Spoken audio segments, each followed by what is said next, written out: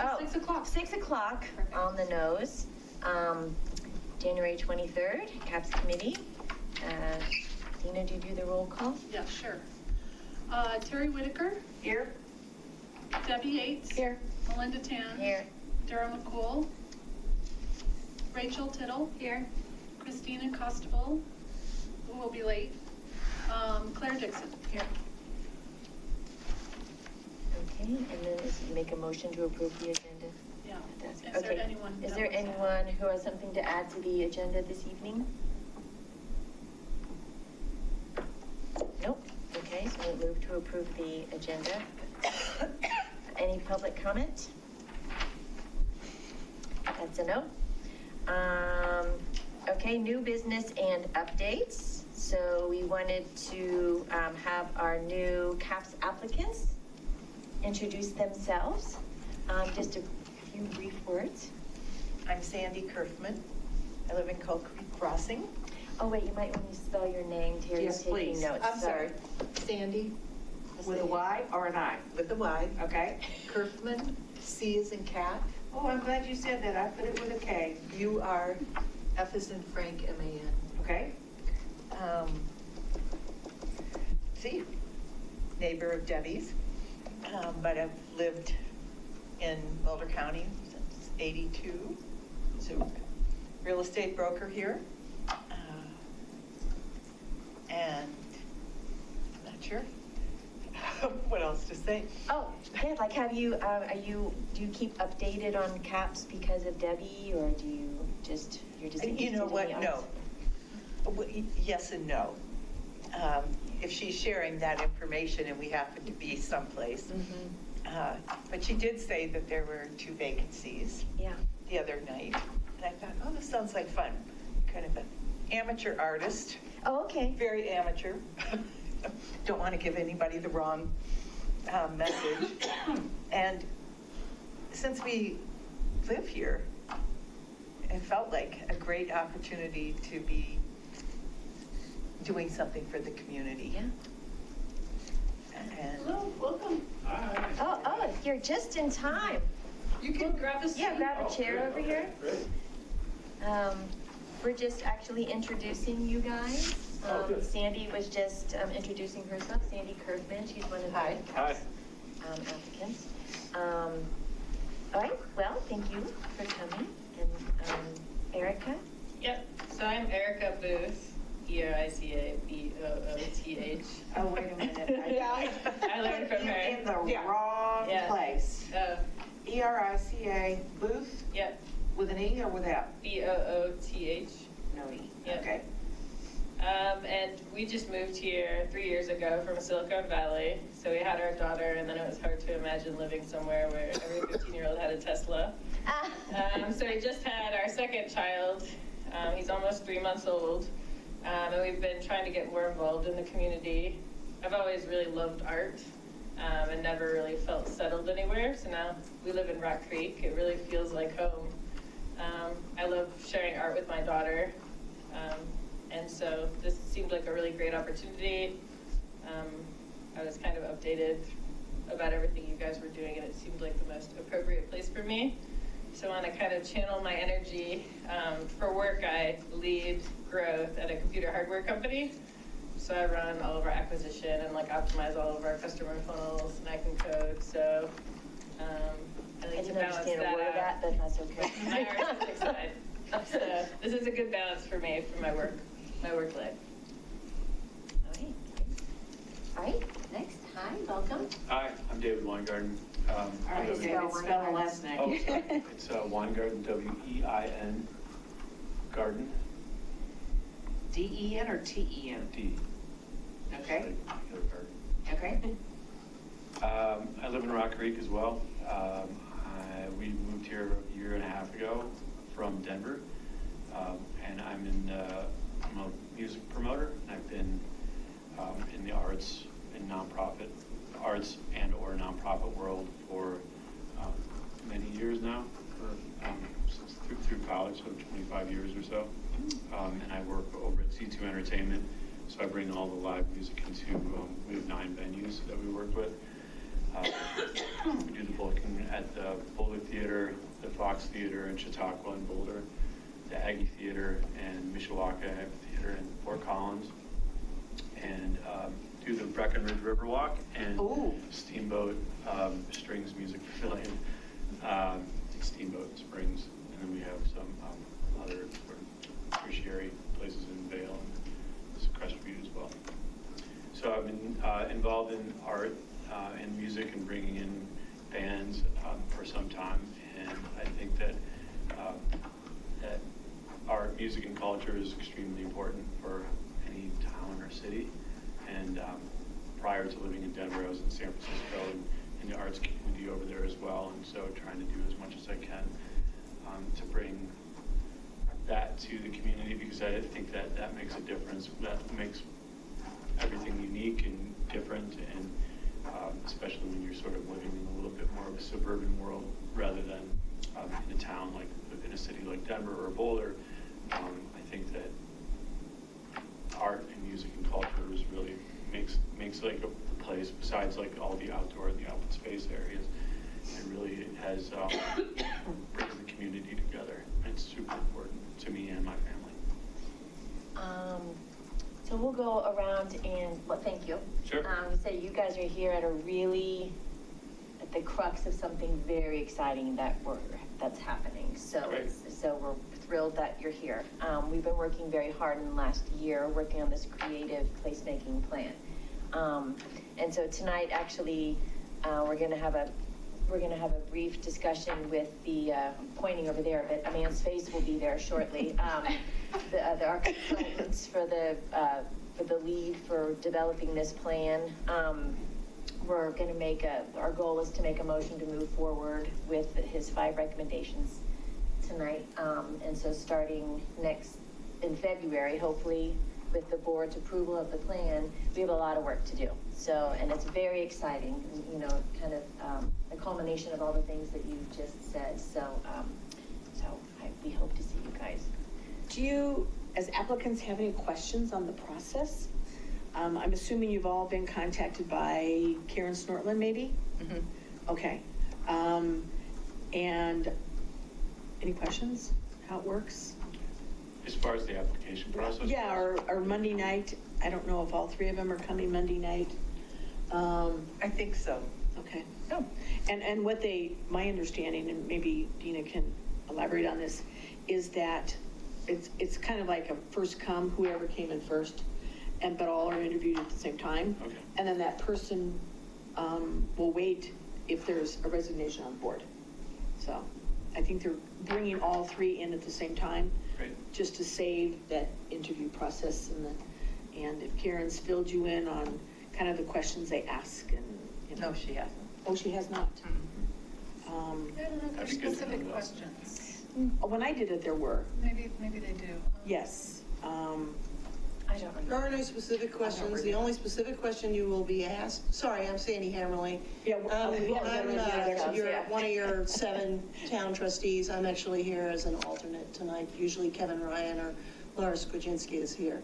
The only positive question you will be asked for sure is, do you have any conflict of interest that you currently do business with the town or might potentially do business with the town? It doesn't mean you can't, sir, but you would just have to disclose. The fact that you are in the music promoting business, right now you don't do any business with us, but you're telling us exactly what you did, so I would not consider that a conflict of interest kind of thing. That's the only question for sure you will be asked. Other than that, the board will just look at your resume and they'll ask questions. Okay. Based on whatever they see, or they may say, my normal question is, have you ever attended a meeting of the CAPS committee? Or watched them online, which I won't have to ask that question because I know you're all sitting in the room right now. So I'll have to come up with a new question. But there are no set questions that you will be asked. But they will, the trustees will usually ask you, well, why would you like to do this? Where do you see this as your, as community involvement? Again, the conflict of interest, if you have any, just kind of those basic getting to know you type of questions. Yeah. And then it's kind of weird because at least then it's almost like they sort of just stop. And that's it. Yeah. Yeah. Yeah, Okay, you think so- she said. All right, so we have a lot of work to do, so I hope you guys stay for the whole meeting, and you can really get, an idea of what we do. I'm Melinda Stone, by the way, co-chair. I'm Rachel Tittle. I'm in downtown, and I joined this committee, 7 months ago? No, 4 months ago? I don't know, fairly recently. So.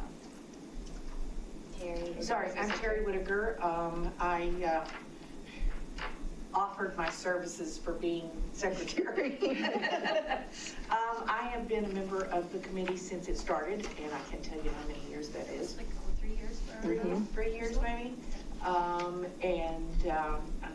Welcome. Hopefully you will find us what you want to do. I'm Leslie Clark. I'm the new Parks Recreation and Open Space Director, and I've been here 6 weeks. I'm here trying to learn what all the committees are up to and what kind of support we can use.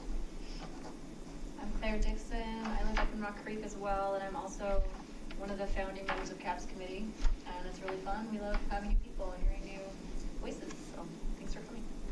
I'm Debbie Yates, again, one of the founding members for CAPS, and we're excited that you guys are interested in joining our committee. It is a great way to get involved with Superior. Do some fun things. And do some fun things. We always say that we're the help the town to look good and have fun. That's kind of our tagline, basically. So that's when we go through the master plan tonight, that's kind of where we're taking everything and building that community. So thank you for your interest. It is a cool group. You already introduced yourself. I already introduced myself.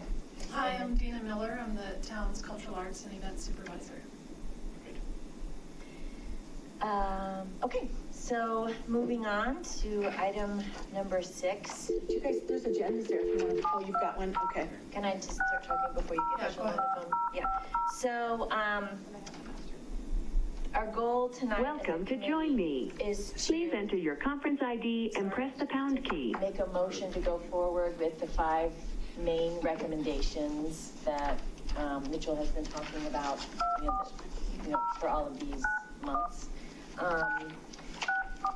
Because it was a rough draft, we're not going to spend the time, editing. There's still lots of editing on grammar and taking the Latin out because that was just kind of a placemaker, and there's still some editing and to be done. So that we're not going to talk about those details tonight.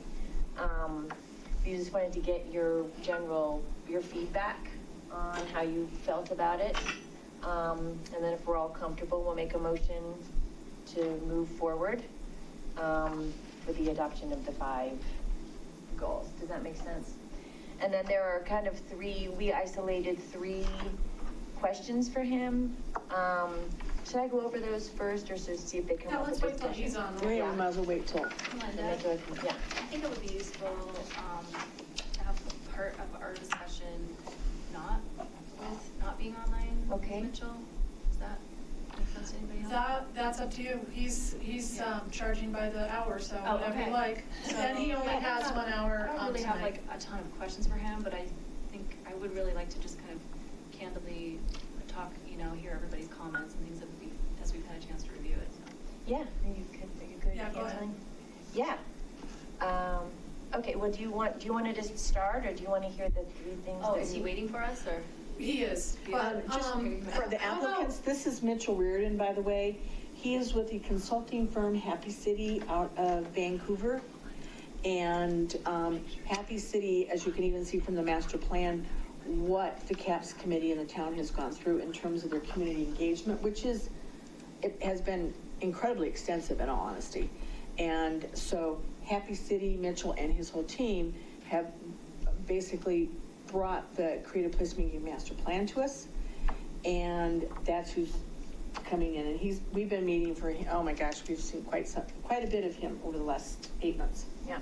So Mitchell doesn't have a presentation for us tonight. He was just going to be there kind of listening and basically not respond unless we ask him a specific question. So how does everyone else feel about Claire's idea? Do you want to have a brief discussion first? Do you feel comfortable with him kind of listening in? Perhaps having the opportunity to chime in, or everyone can Terry, Rachel? Either way works for me. If we want to take like 5 minutes, just Okay. really quickly. Debbie? Yeah, maybe we can all get an idea of what our questions are before. Yeah, okay. So like a 5 or 10 minute discussion? Okay. My thought, the first one was what has been added and making sure that those edits took place, basically. Because when I printed up the plan and went through the first time, the introduction and executive summary were in Latin or something weird. And I'm like, okay, that's, so my question was, were things going to be edited and added? And yes, they are. And we're going to give Mitchell that feedback on the things that we've seen that are kind of glitches, and those are like kind of minor editing things. I had some concerns and wanted to see a little bit more information on the implementation of the plan and what the CAPS committee kind of was expected to do and what were our steps, basically, and how we made that effective. The third one, page 47 and 49, I wasn't quite sure where the dots were. And then my final question was page 65 for the budget. How does that work? What happens if there's a recession and we don't have the funding to meet, those yearly goals and that type of thing? Then what happens to an art path? What happens to the social capital part of the whole plan? So those were my 5 questions. Yeah, my overall thought was I'm thrilled with it. I'm especially thrilled with the 5 goals. I mean, they're all of the goals that we've been talking about for the past 6 months. I just had concerns and questions about logistics and how to implement all of these things, which we will work out with Dina and staff. And Dina made this great draft work plan that we all got. So this made me feel so much better knowing that that she has a plan for us on how to implement these things. But specifically, I just want to make sure, I wanted to hear examples of how he wants to strengthen social capital without risking volunteer fatigue, right? So we have all experienced a very hard year. And I just want to make sure when he has examples on the budget of what to do, if they're in the budget, do we have to do them, or can we combine them in other events? Like, for example, we have to do community engagement for the art plan if it's approved. Can we use some of those ideas? The art path. The art path, sorry. I was like, Sorry. The art path, The yes, art thank path. you. So, for example, for the art path, we will have a steering committee and we need to do community engagement and public outreach. So can we use some of these social activation ideas for that? Bring in the food trucks, maybe tap into our local artists, like doing some combining. So it's basically about logistics for me. I'm thrilled with the bigger picture. I just want some details. Not that he's going to give us the details tonight, but that was just my comments on the plan. I had similar concerns. I think it looked overall very good. I think it came together really well, but just the details of it, it's a lot of work to do. And, yeah. As volunteers, how are we going to manage that or make sure our timelines match up or some of that kind of stuff? Terry? I'm along the lines with Rachel, the amount of work, and is it going to fall totally on us? Or are we going to have ways in which to bring in more people to assist with things? But overall, I'm very pleased with what they put together. Yeah, so I went through everything and I kind of took the approach of kind of reviewing the survey results that we'd had and refreshing my memory on what people had said they want, and then kind of comparing that to what's in the plan, just to make sure that we're reflecting people's desires and the feedback that we got. Overall, I'm just super impressed. You can tell the level of effort and research that went into it, and how much digging, they really did to understand the town and understand who we are. So I was really impressed with that. Just some I mean, I think, you know, all of our concerns are like, okay, this is a great, we kind of feel like this is a great, almost like a jumping off point, but there's gonna be so much more details, like you said, moving forward. And I guess my main question is, once we adopt this plan, and especially the budget, like you mentioned, Debbie, how much flexibility is there? How much binding is this gonna be on us? Because, while, you know, like overall, I love the concepts, I love the ideas, there's some specific things, and I'm like, I don't know if I don't wanna be tied down to that specific idea. For example, there's a lot of money in the budget for lighting and underpasses, and I don't know if I'm really for lighting all the underpasses, you know what I mean? So how much flexibility do we have really implementing this, and year to year, changing up the budget? The budget probably won't look exactly like it is in this plan from year to year. So I just wanna know what our options are as far as customization at this point. Yeah, that's good. Okay, so those minimal Was that everything? comments that we can probably just bring up to Mitchell, don't you think? Because that kind of nailed exactly the three. Yeah. I like the customization word. Yeah. And, because you had the same questions on the budget. Yeah, some of it. And I'm like, where are all these underpasses? I'm like, I'll check it Okay. if we miss it. one, There's one up by McCaslin and Rock Creek Parkway. wait, hold on. McCaslin and Rock Creek Parkway. At the red light, there's There's a an tunnel. underpass there. Yes. Oh, okay. There's also an underpass at the apartment complex before you get to McCaslin. To Colton, over Safeway, is that the one I was Not talking about McCaslin, today? Colton, yes, thank you. So by Safeway somewhere? Yeah, Okay. it's this direction from Safeway, but not very far. Okay, so that's three. There's another one under Colton Road Should we between call Mitchell? the new. You guys are Are we ready? ready? Can I just say two more? Yeah. Another thing that occurred to me is we have this potentially new opportunity with this gallery space that might be happening at Colton Road, and I'd love to see that fall under our umbrella and in our budget a little bit, some of the arts programming there, because that was pretty much the top response in all of our engagement was indoor community space. I think it's really amazing that this is happening, and that What do you mean at the Yes. 1500 Yes, Colton? Okay. yeah, so, you know, gallery space is in the floor plans there, and I'd like to adopt that kind of into our public art program. And that just wasn't available, we didn't know about that, you know, for most of the year, so that's not in the plan. So we don't really know what opportunities might become available over the next 5 years, but I'd like to incorporate that somehow. Yeah. In my mind, I had the same thought. I kind of put it under goal 5 with the strengthen the social capital. And, you know, and I was asking Dina about what happened to our artist registry. So maybe, and he talks about the skills database. So maybe when we get all of those pieces together, Yes. you know, so maybe that is kind of the elevating the social capital, like in the gallery space. Yes. And like We having can that. ask him specifically, but I think Yeah. it might not be called out in the public arts section in the narrative, but it's in the budget. So there's in the budget, Oh, and yeah, again, that's- we'll get him on the line in a second, but on page 64, the pretty design layout, I don't know if you all have it, but I can put it up here. Let me put it up. The budget? It is on budget 64, right? Page 64? Budget is on 64, yes. Let me just show you real fast. And we will ask him if it's in the narrative. It must not be if you guys did not see this part. Hold on one second. Well, Let me get there. There is, On 64 budget, there's a line item for Colton Road Public Art for 20,000.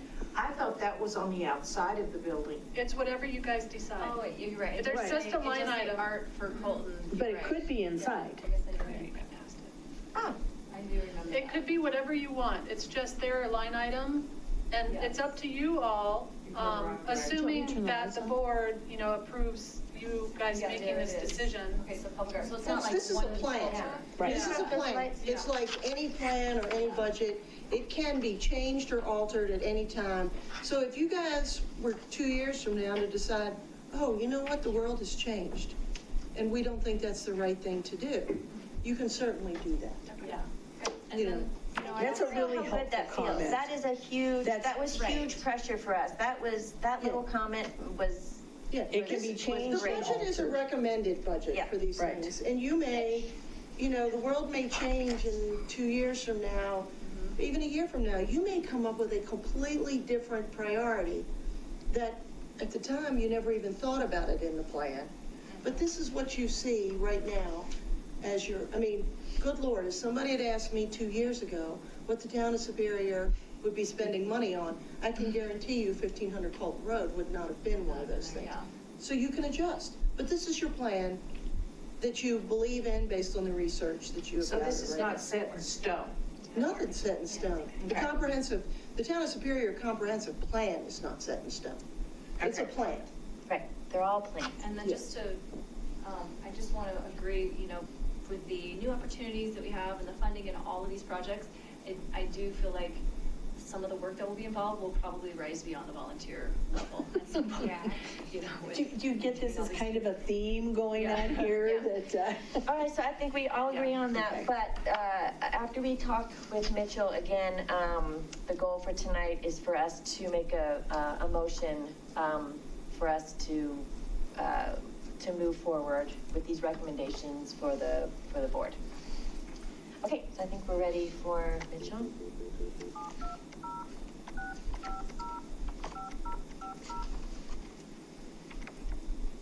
Welcome to Join Me. Please enter.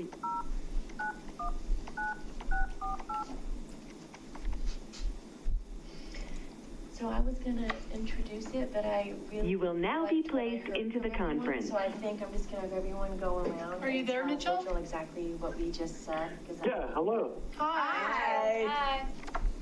Hold on, I'm How's gonna everybody doing? put you in the middle of the room. How are you? And we don't see your video yet. Just by the way, Okay. but we can hear you.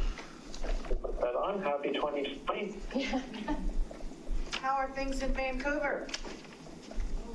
They're pretty good. There he is. It's a pretty rainy start to the year. Can you see me now? Well, can you put a light on your face? You look a little scary. Maybe because you haven't shaved, you don't want to. Yeah.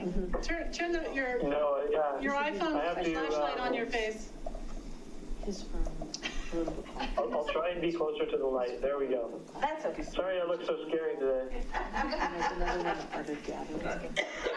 Okay, this is Melinda. So we just had a 15-minute kind of round discussion about the draft plan, and we're just going to go around the room. And basically everyone will tell you how wonderful it is, and then just some of the concerns that we have, and they all seem to be following along the same path. So, and then hopefully we can get your feedback at the very end, as opposed to answering each person's concerns. What do you feel about that? I think it's good. Yeah. Okay. You want to start, Rachel? Oh, okay. So okay. So I was saying that the 5 goals are no surprise, thank goodness, because they're great. So we've been talking about them for 6 months, and I think we're all fully supportive about that. We just wanted to make sure we knew, because it was a long document, but what new information was in this plan that wasn't in the what was presented to the board. Like, was there any new information in there that you might want to point out? I think our biggest concerns are just about the logistics of implementing some of the social capital parts of Plan 5. I think we're, maybe you could give us some examples of some of the events and how you see that being implemented. I think we're all a little nervous about volunteer fatigue because there's a lot to be done in 1 year. So I think that is the biggest overall message from us. And then maybe just a brief review of the budget. So that's all right. Yeah, so my thoughts were very similar. I had some questions around like the timeline and logistics. I think the volunteer fatigue can be a big thing, especially because it's, it's a lot of work. I was specifically thinking that around like grants and extra funding, how that would look, if that would be volunteer-led, because those can be pretty intense. and a lot of work. But I think it looks really good. I think all the pieces are there, and like as a guideline and the framework, I think it's awesome. Thank you. My concern is, I mean, first and foremost, I think the plan is fabulous. You've put a lot of hard work into this, and we appreciate that very, very much. My biggest concern was basically the amount of work to be done each year, but it's kind of like, have we bitten off more than we can chew, sort of thing.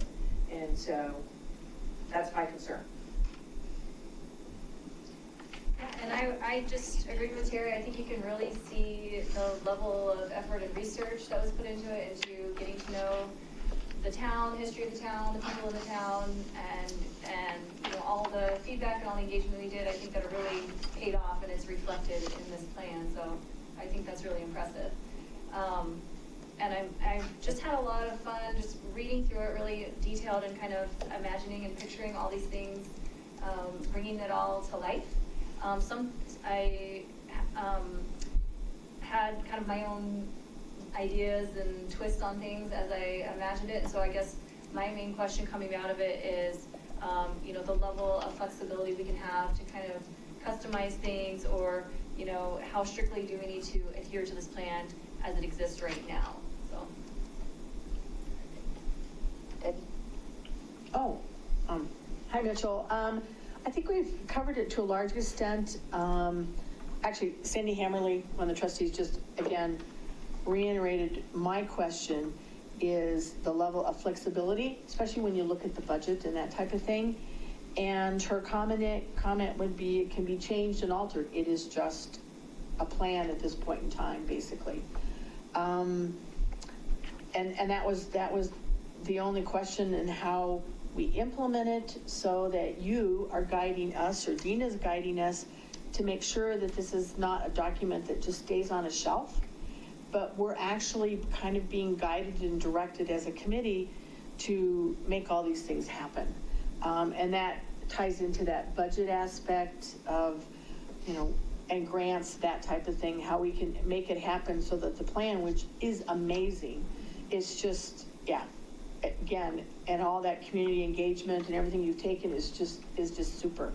So it really was a matter of making sure it's implemented, and we have the time and the money and the support to make sure that that happens. So, thank you. Do you have any questions? Great. I don't, yeah. I think it also looks great, and I think you guys covered just making sure it gets implemented. So thank you for all of the work. Okay. Your turn. Well, thank you very much for that feedback. That's we're very pleased to hear that you know, overall that you think it's looking good, and I understand where your questions are coming from, and I think they're important to address. So thank you for those. I think that is really well. I would just like to know that I think especially appreciate the feedback around how we translated the engagement into this, because we put a tremendous amount of effort into translating, you know, all these different events from Superior Spectacular and the Shindig and your work at Chili Fest, as well as the workshop and digital engagement, into this one document. And, you know, there's so many different pieces that come into it, as well as interviews and more things. And so thank you. That was a lot of work, but it's such an important part of what we're doing, because this is your plan. And as you rightfully note, the next steps are making sure that it can be implemented. So perhaps I can kind of run through some of your questions, and or all of your questions here. And the only other thing that I would like to add is around the timeline for the next steps as we move forward, and perhaps we can conclude with that. Great. So first, if it's all right, I'll start with this question about how strictly we need to adhere to a plan and the level of flexibility, because I heard that come up a few times, and that also ties in with the level of effort that the CAPS committee is going to need to apply. So the plan serves as a guide, and we have worked to establish a framework in which you can carry activities forward. For 2020, I think we have the most prescriptive plan, given that we are now in January, and by the time this is approved and implementation begins, it's going to be March. That said, even 2020, you can adjust if you think it can be challenging. But within the way the plan is designed, we have sought to give you a pretty high level of flexibility. So, for instance, with events and programming from 2021 onwards, we have just noted small event and big event and provided budgets to conduct these activities. Each year also includes the TBD by CAPS budget. And with the public art pieces, the arts in parks, exhibition or installation, this is also for CAPS to determine how it's going to look and go forward. So within those areas, you have a tremendous amount of flexibility. That is basically up to you about how that looks, just as a starting point. So those things are not determined. If you want to continue with the Shindig and or Superior Spectacular, you have the funds to do it, but you could also dedicate those funds to other activities. When we think about the capacity piece, which is a really important note, first we can think that CAPS has this contingency budget to use as you see fit. So that could be used to hire a consultant or someone on a part-time basis to help implement some of these activities. That could also be used to have somebody help write grants. I'll note that everything within this budget is implementable without a grant, but we see grants as an opportunity to extend that. But you have different sources of funding to help achieve that.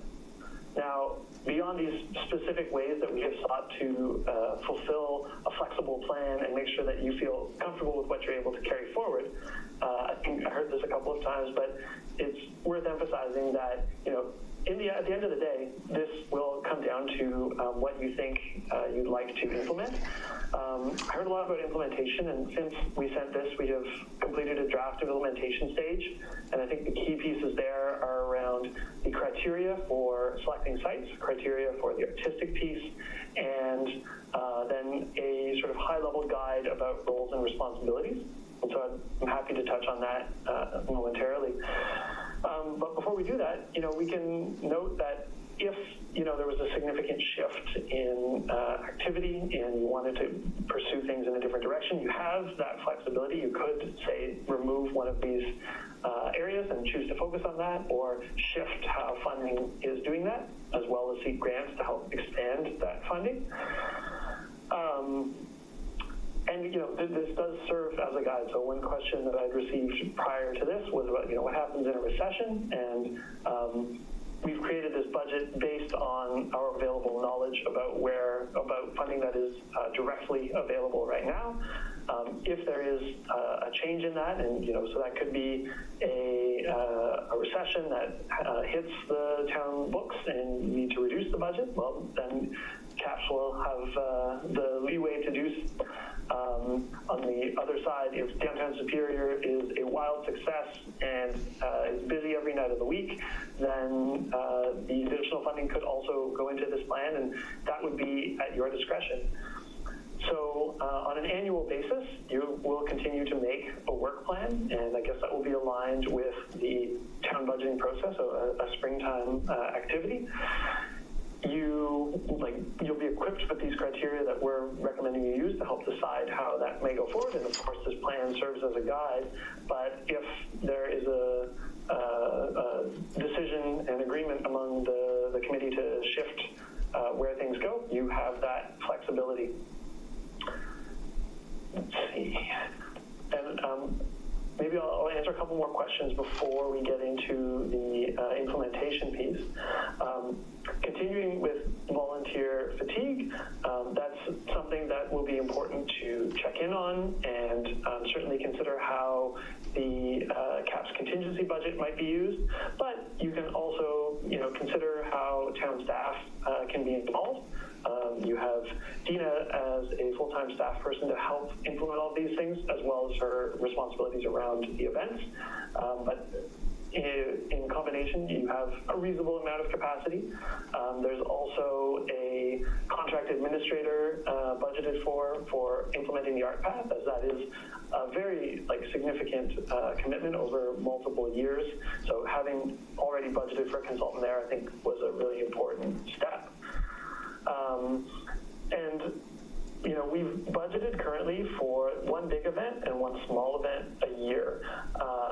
So I think that's probably where CAPS has the biggest hands-on role, as we don't expect you to be out there painting the pathways for the art path.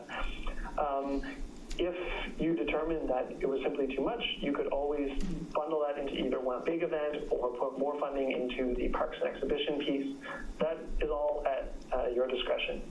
And also recognizing that you can use your contingency to help increase, to hire someone externally to increase your capacity as well. At the same time, I'll note that we have been in conversation with Best City, the economic consultant for Superior, and they noted a couple of key overlaps that I was going to seek your feedback on. I think the most notable one is around some sort of food festival. So this was something we'd heard would be, a food truck day or other activity. And one piece that isn't included in the plan that we are still adding, as this is a work in progress, is around just simply ensuring that you're permitted to have a food truck festival and or farmers market, as current legal agreements at Superior Marketplace and Rock Creek Village prohibit those activities. So what we're recommending is that simply as a legal agreement, as a basis just to keep the door open, that for downtown Superior, these activities be permitted. So that doesn't mean you need to implement, and perhaps that's something that's done privately, but at least creates the space to do so if you would like. We've also heard from the economic consultant that at Rock Creek Village, they're quite interested in setting up some sort of permanent installation behind Rock Creek Village at the pond, where there could be space for seating and to eat. This is something that would not be funded through this plan, but is perhaps a partnership if the food truck festival or other food festival was of interest. And so we're exploring what opportunities we have to make this collaboration happen. And, one of the things that I hope comes through with this plan is the emphasis on partnerships and how this is a community initiative, so CAPS is guiding, but the real success comes in getting community buy-in. So those types of partnerships, with other committees, with departments, with other interested actors are another way to boost capacity. So hopefully that gives some peace of mind around the flexibility and, not locking you into 5 years of every night working on this. Before I continue, is there any other questions or any concerns that I haven't addressed? You mean regarding implementation? Yeah, regarding, we can get to, do you want me to go through the criteria for implementation? Just real quick, were there any more questions about implementation? Do you want him to go through that? And then there was one or two other questions you didn't address yet, which I thought maybe you might be ready to change topics. Okay. Yeah. So does anyone want him to go through the implementation criteria kind of points? Isn't that basically what your draft plan?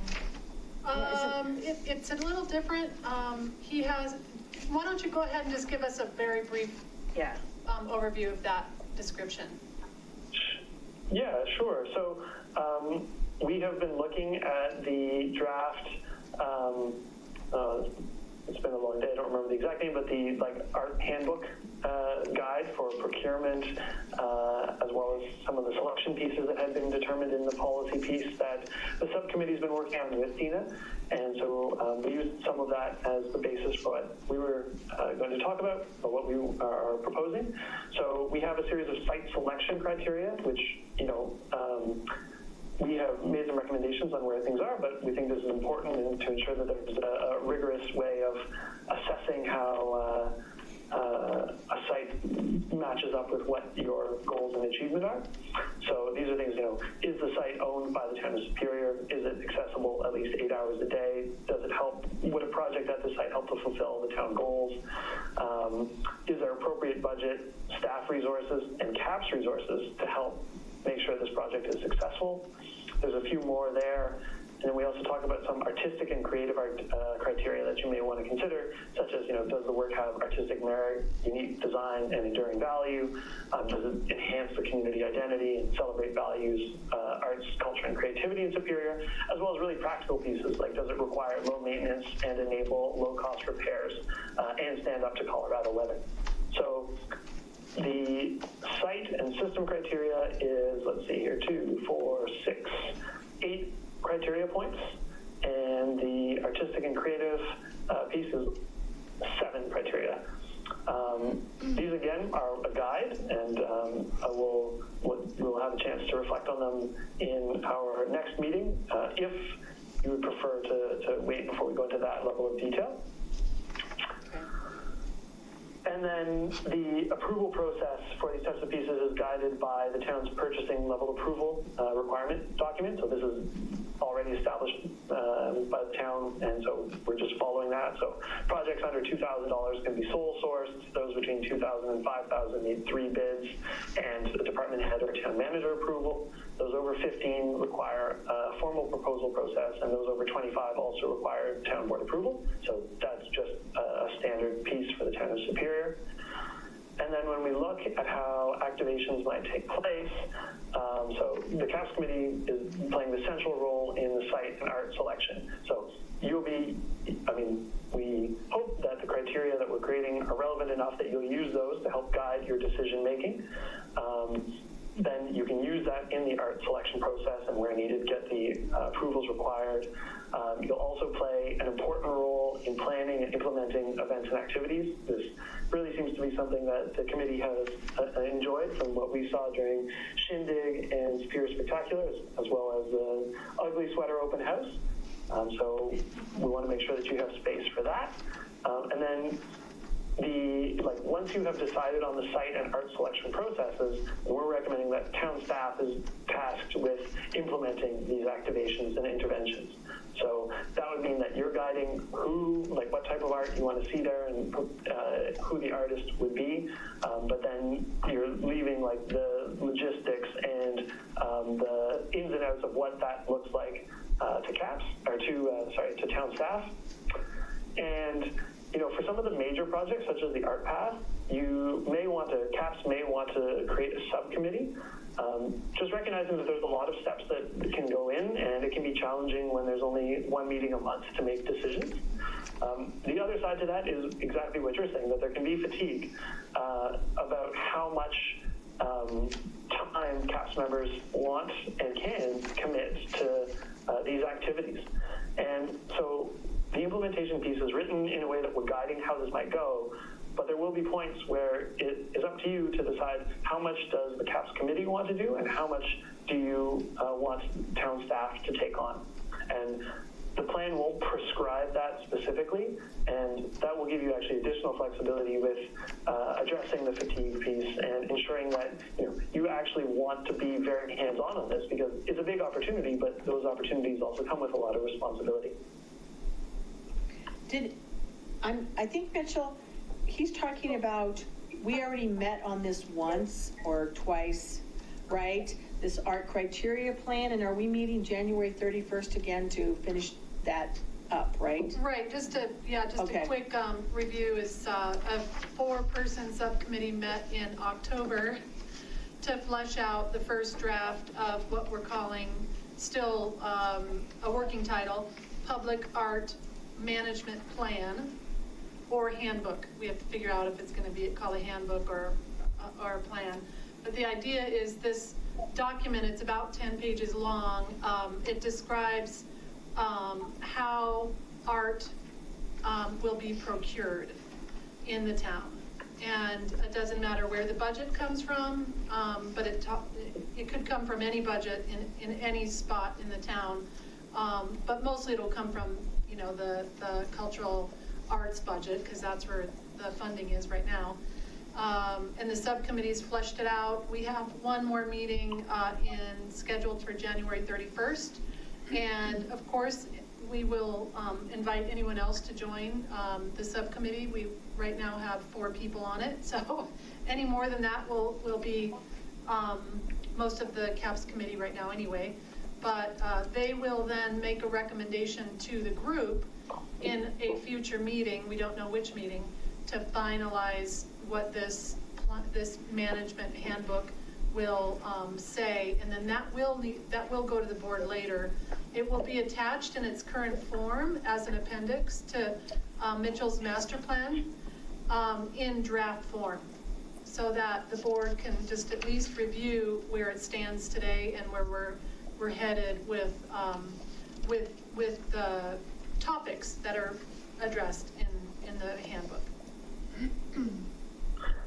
And if I might add, it I think would be a worthwhile activity if the subcommittee was able to review the proposed implementation plan for what is included in the master plan. And the master plan already does and will reference this document that Dean is referring to. But this would give the people who've been working more closely on this an opportunity to look at it and provide feedback in advance of the February 6th meeting, where we'll run through the whole plan. But this seems like an important topic, and so I'd like to give you that space to review what we're proposing in implementation, both so you can make some adjustments as needed, but I think also to give you the peace of mind to understand this flexibility, and then also recognize the responsibility that comes with how you choose to advance various projects.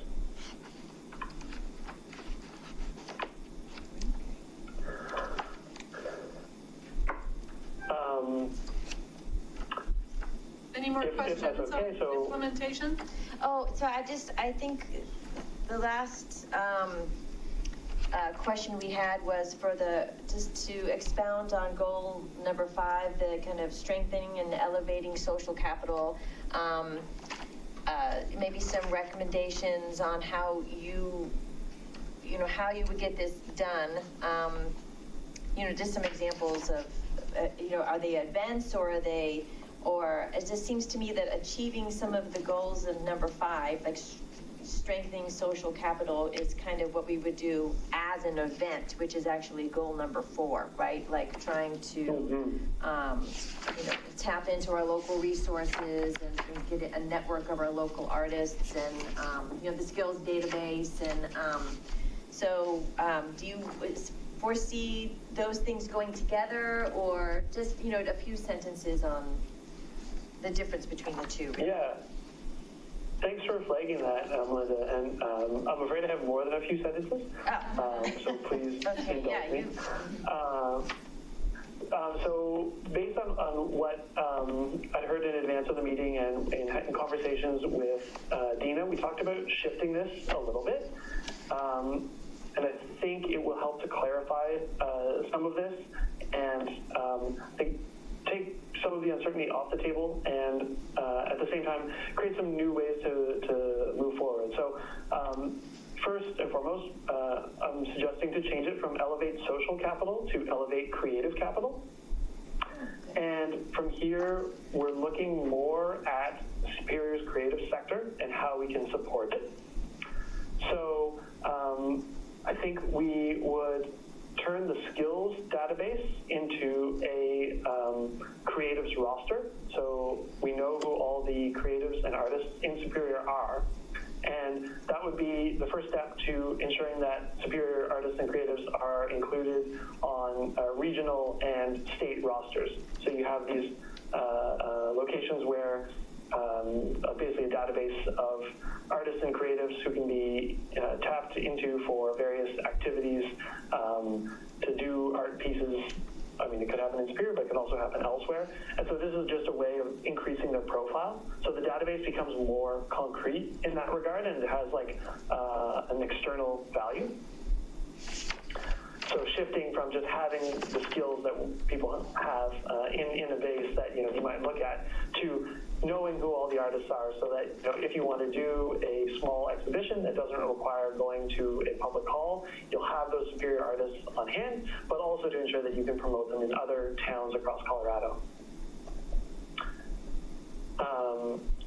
Closely related to that is, doing a regular scan of the local creatives to make sure that you know who they are, but at the same time, or on a perhaps annual basis, CAPS could send out a survey of local artists and creatives to assess their needs.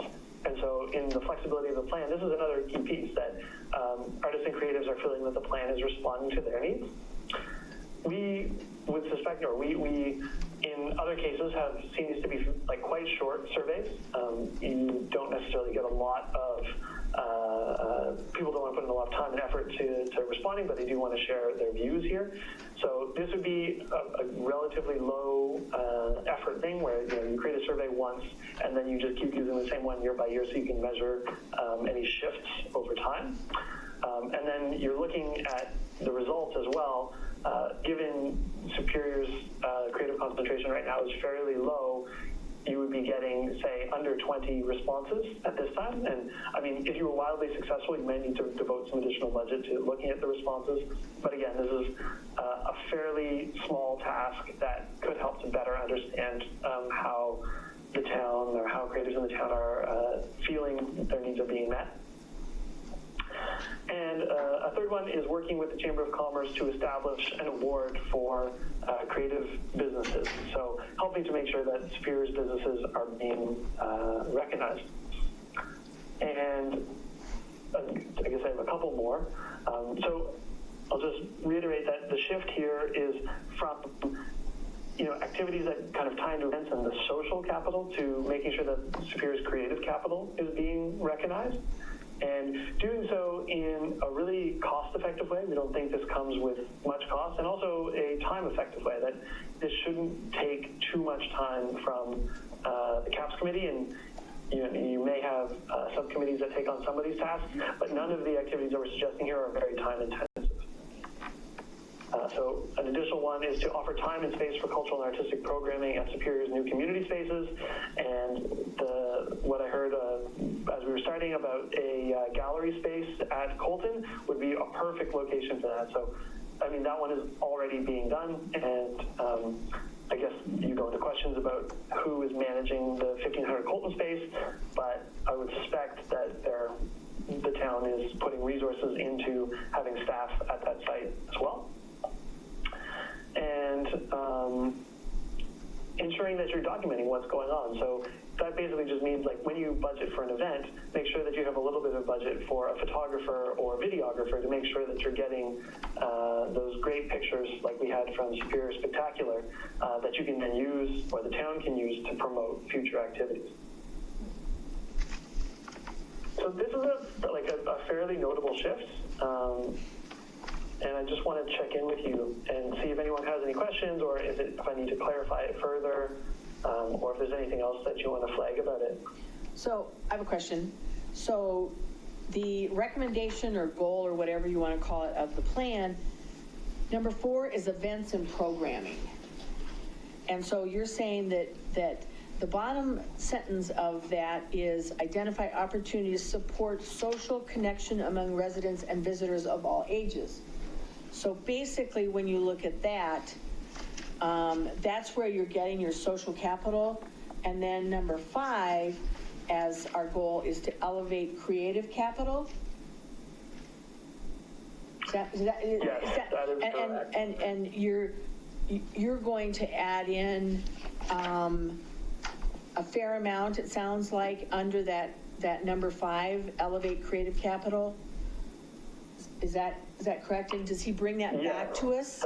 Well, he has already submitted that to you, right in this document. Okay. It's called additional content for Superior's creative placemaking. Okay. And Mitchell, I put that up on the screen.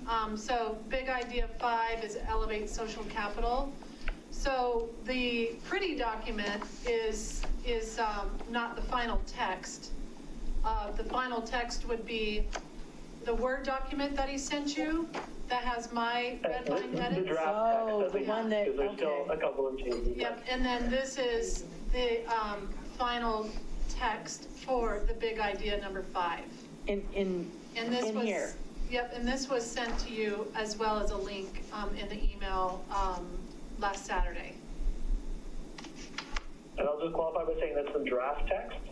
So we've continued to work on it over the last few days, and I mean, we'll be ready with everything on February 6th, or I guess you will receive it on February 1st, so that you have a chance to review. But this one, you have that exactly right. I can't really see I can't see who's speaking, but by voice, I'm thinking that was maybe Debbie. Yeah, who sorry. was asking about the difference between social capital and or number 4 around social and number 5 around creative. And so with number 5, we just sort of sharpened that focus on strengthening the creative sector in Superior. So therefore, And so you have that right. okay, so we're assuming in this document, it is not big idea 5, elevate social capital, it's elevate creative capital, and the idea of social capital is on big idea number 4? Is that what That I'm is hearing? correct. And I would emphasize that the social capital piece also flows through with the collaboration, with the partnerships, with the idea of having Art Path that connects different neighborhoods. It is really embodied throughout the plan. And I mean, you could even say with number 5, it's just more targeted to creatives. So that piece, I mean, because sociability is really fundamental to well-being from Happy City's perspective, that's really imbued throughout the plan. But in terms of like very specific, yeah, events is the most direct place where that's coming. Events and activities is the most direct place where that's coming through. That's and now social number 5 capital. is focused. Okay. Yes. And now number 5 is focused on the creatives. I love the change in 5 because 3 years ago, we talked about this artist registry and, to kind of push us to enhance this ongoing living document, like this asset to keep in town and to be able to, put in maybe minimal cost for a big payoff to tap those resources for our events and programming. I love number 5. I love the way that you changed that, so. And I'm assuming then in this, because it even includes in here the block parties, it obviously has the creative roster, the chamber award, skills database, and then you have under here include time and space for local artists, programming at the Colton Road Community Space, which would be that art, music, literature, culinary, whatever. Am I kind of getting that right, Mitchell? Yep. I mean, because you have it in that document, that updated document you sent over. Which I have on the screen, if you want to look at it. Yeah, and the block party, we still haven't decided where that's going to land. We think that was really important and also a great way to get many people involved in these type of activities and elevate arts and culture in Superior.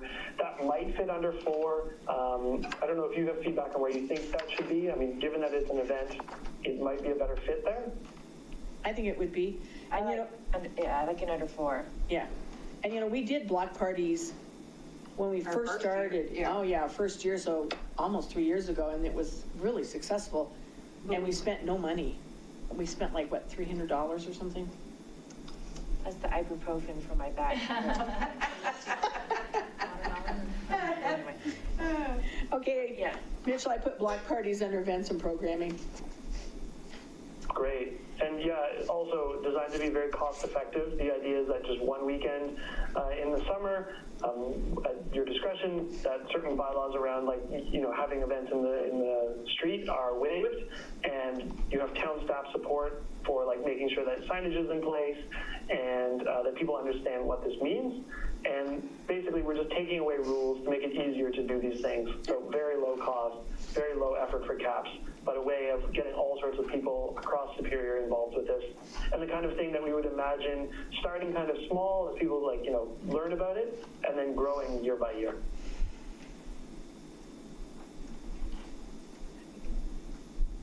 So, yeah, I mean, number 5, that was the big change there. Are there any other changes in the 5 recommendations or goals or big ideas that or not? Not in terms of the board packet. Not in terms of the other big 5 ideas. I mean, so this one has been shifted significantly. We're still working to figure out how to increase the no, I don't use elevate. How to like make food celebration more prominent without putting CAPS on the hook for having to run that, and also with the budget.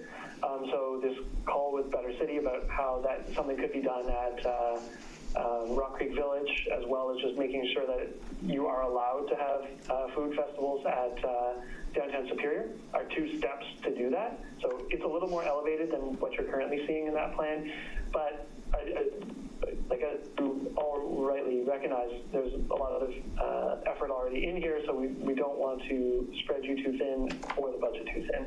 So that's something that's shifting. If we look back to the first,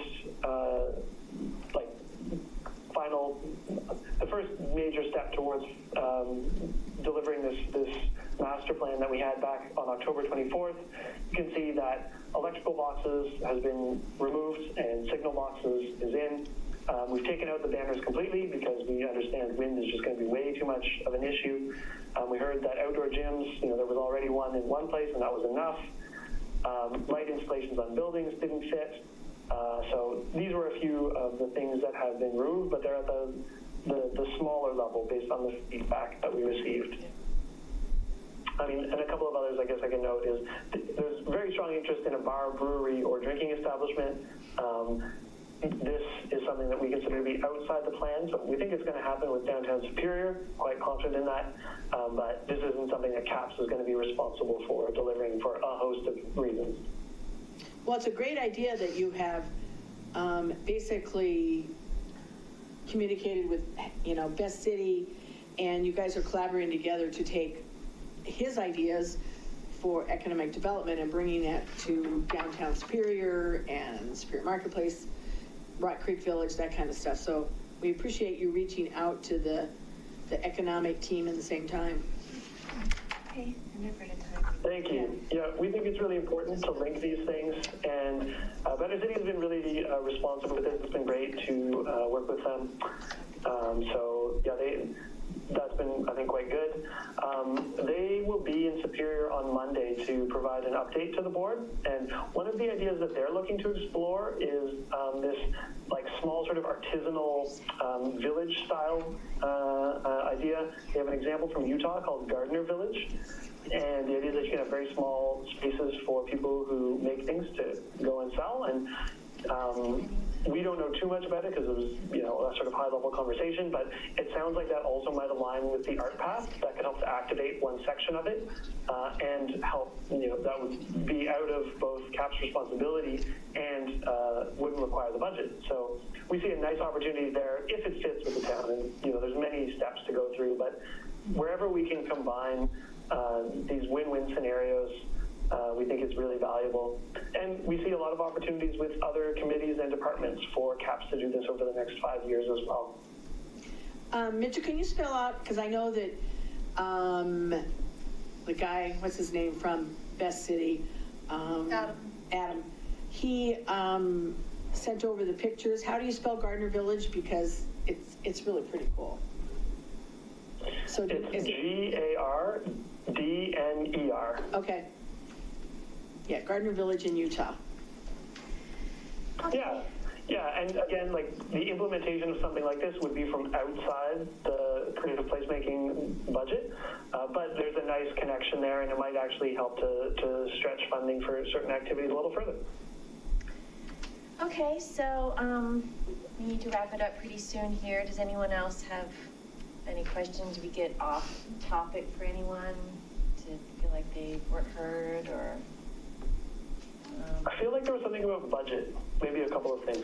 Well, I think we got assurance from Sandy Hammerly, who's here, that it's all, there's not as much pressure, right, to stick to the exact numbers. I think that's what we were all concerned about.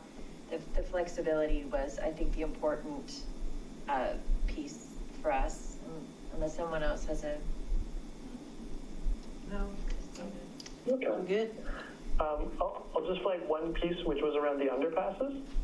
And so it looks like a lot of money. I think there's $50,000 dedicated for underpasses. This is estimated to cover 2 underpasses. And the 2 that we had in mind are the one right by Town Hall along Coal Creek, and then the other one that connects the, it's on the apartments? No, it's by the Skate park, the other maybe? side of McCaslin, where you have the hotel on one side and there's the long underpass that goes to Louisville, but then there's also this other smaller one. Oh, yeah. I didn't even know You mean behind Whole Foods? On the north side of Whole Foods? Yeah, sort of. Yeah. Oh. Near the RTD bus right, right. station? Under the diagonal. Yeah. Oh, And, when you catch the I mean, bus. again, Okay. the locations are up to you, and if you would like to remove one, you can. We strongly recommend that the Coal Creek one go ahead, because that is such a dark place at night. I've walked from Town Hall to the hotel a couple of times in the dark, and it's pretty spooky. Yeah. So that one we'd recommend. Probably even more spooky than my face with this strange light. Yeah. But, Yeah, with the birds, yeah. we'd recommend that one for sure, and, realistically, because you need to get a power source there, and then you want to make it artistic rather than just standard neon lighting, 25,000 is a pretty reasonable amount. If you can do it for less, then great, that money can go for other elements of the budget. And I think just one last piece, and then I can let you get on to your other business. One of the recommendations that we're making is that for some of the major projects, such as the ARC Pass and then closely linked Mobility Freedom for All, that CAPS has the flexibility to shift some budget for specific line items within those activities from one year to the next. Just recognizing that these are pretty complex. This is a complex 5-year project. And so, we can't forecast exactly how that's going to look, and we want to give you the flexibility to make sure that you can land as much of that as possible, and hopefully the whole thing by 2024. Okay. Woo. Okay. Okay, and last piece now, this is just logistics for next steps, just to make sure that we're all on the same page. So thank you for the extra 2 weeks to complete this. It's really valuable in getting the feedback and back and forth, working with town staff, but also letting us refine our ideas, such as elevating creative capital. And so we will deliver the draft final plan in the laid out version, the one that we're going to reflect on and make final edits to on February 1st. And then we're requesting that your next mid-month meeting be a special meeting that we can participate in, as well as Dina and town staff. So you have the opportunity to comment on that. Ideally, you will be able to share your comments that day so we can look at them and prepare and make the necessary adjustments. After February 6th, we'll have a few days to revise that plan, and we'll submit the draft final plan and presentation to the board on February 11th. And then on February 24th, I will be in Superior to present this to the board and see all of you.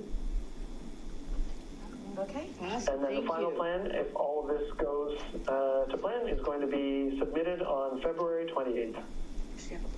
So we're not that far off now. All right, Mitchell, thank you. Thank you. Thank We're you. just thrilled with all of it. Really glad to hear that. Thank you. And we'll be speaking in early February and see you in about a month. Okay. Thanks. Take Bye. care. Thanks, Bye. Mitchell. Okay, so I guess the next is to make a motion we have a lot more business to get to, so. Oh, that's Sorry, I should unfortunate. have warned you. Okay. Well, looking at all the stuff here, I will move to submit the Creative Placemaking Master Plan and the 5 recommendations to the board for adoption. Is there a second? So moved, or second. Discussion.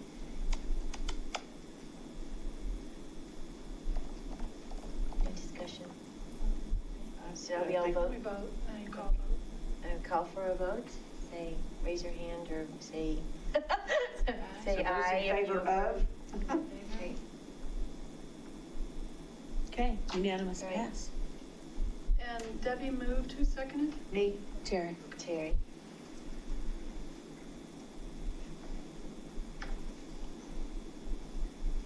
Okay, so we move on? Do you want to clap? Pat yourselves on the back. Yeah, well, I should drink or something, I don't know. Okay, so the next item is discussion of the 1500 Colton Road design concepts. Who was able to make it? I think we all did. We all did. Oh. Did you fill out your survey? I did do the survey, Okay, yes. There's no public Thoroughly. shaming here or anything. Thoroughly Okay, filled it good. out. Oh, you thoroughly filled it out, okay. I wrote comments in all the little boxes. So I think we should have a brief discussion about the concepts. I think we're going to bring up some of the Yeah, let's designs. see what I can find. And then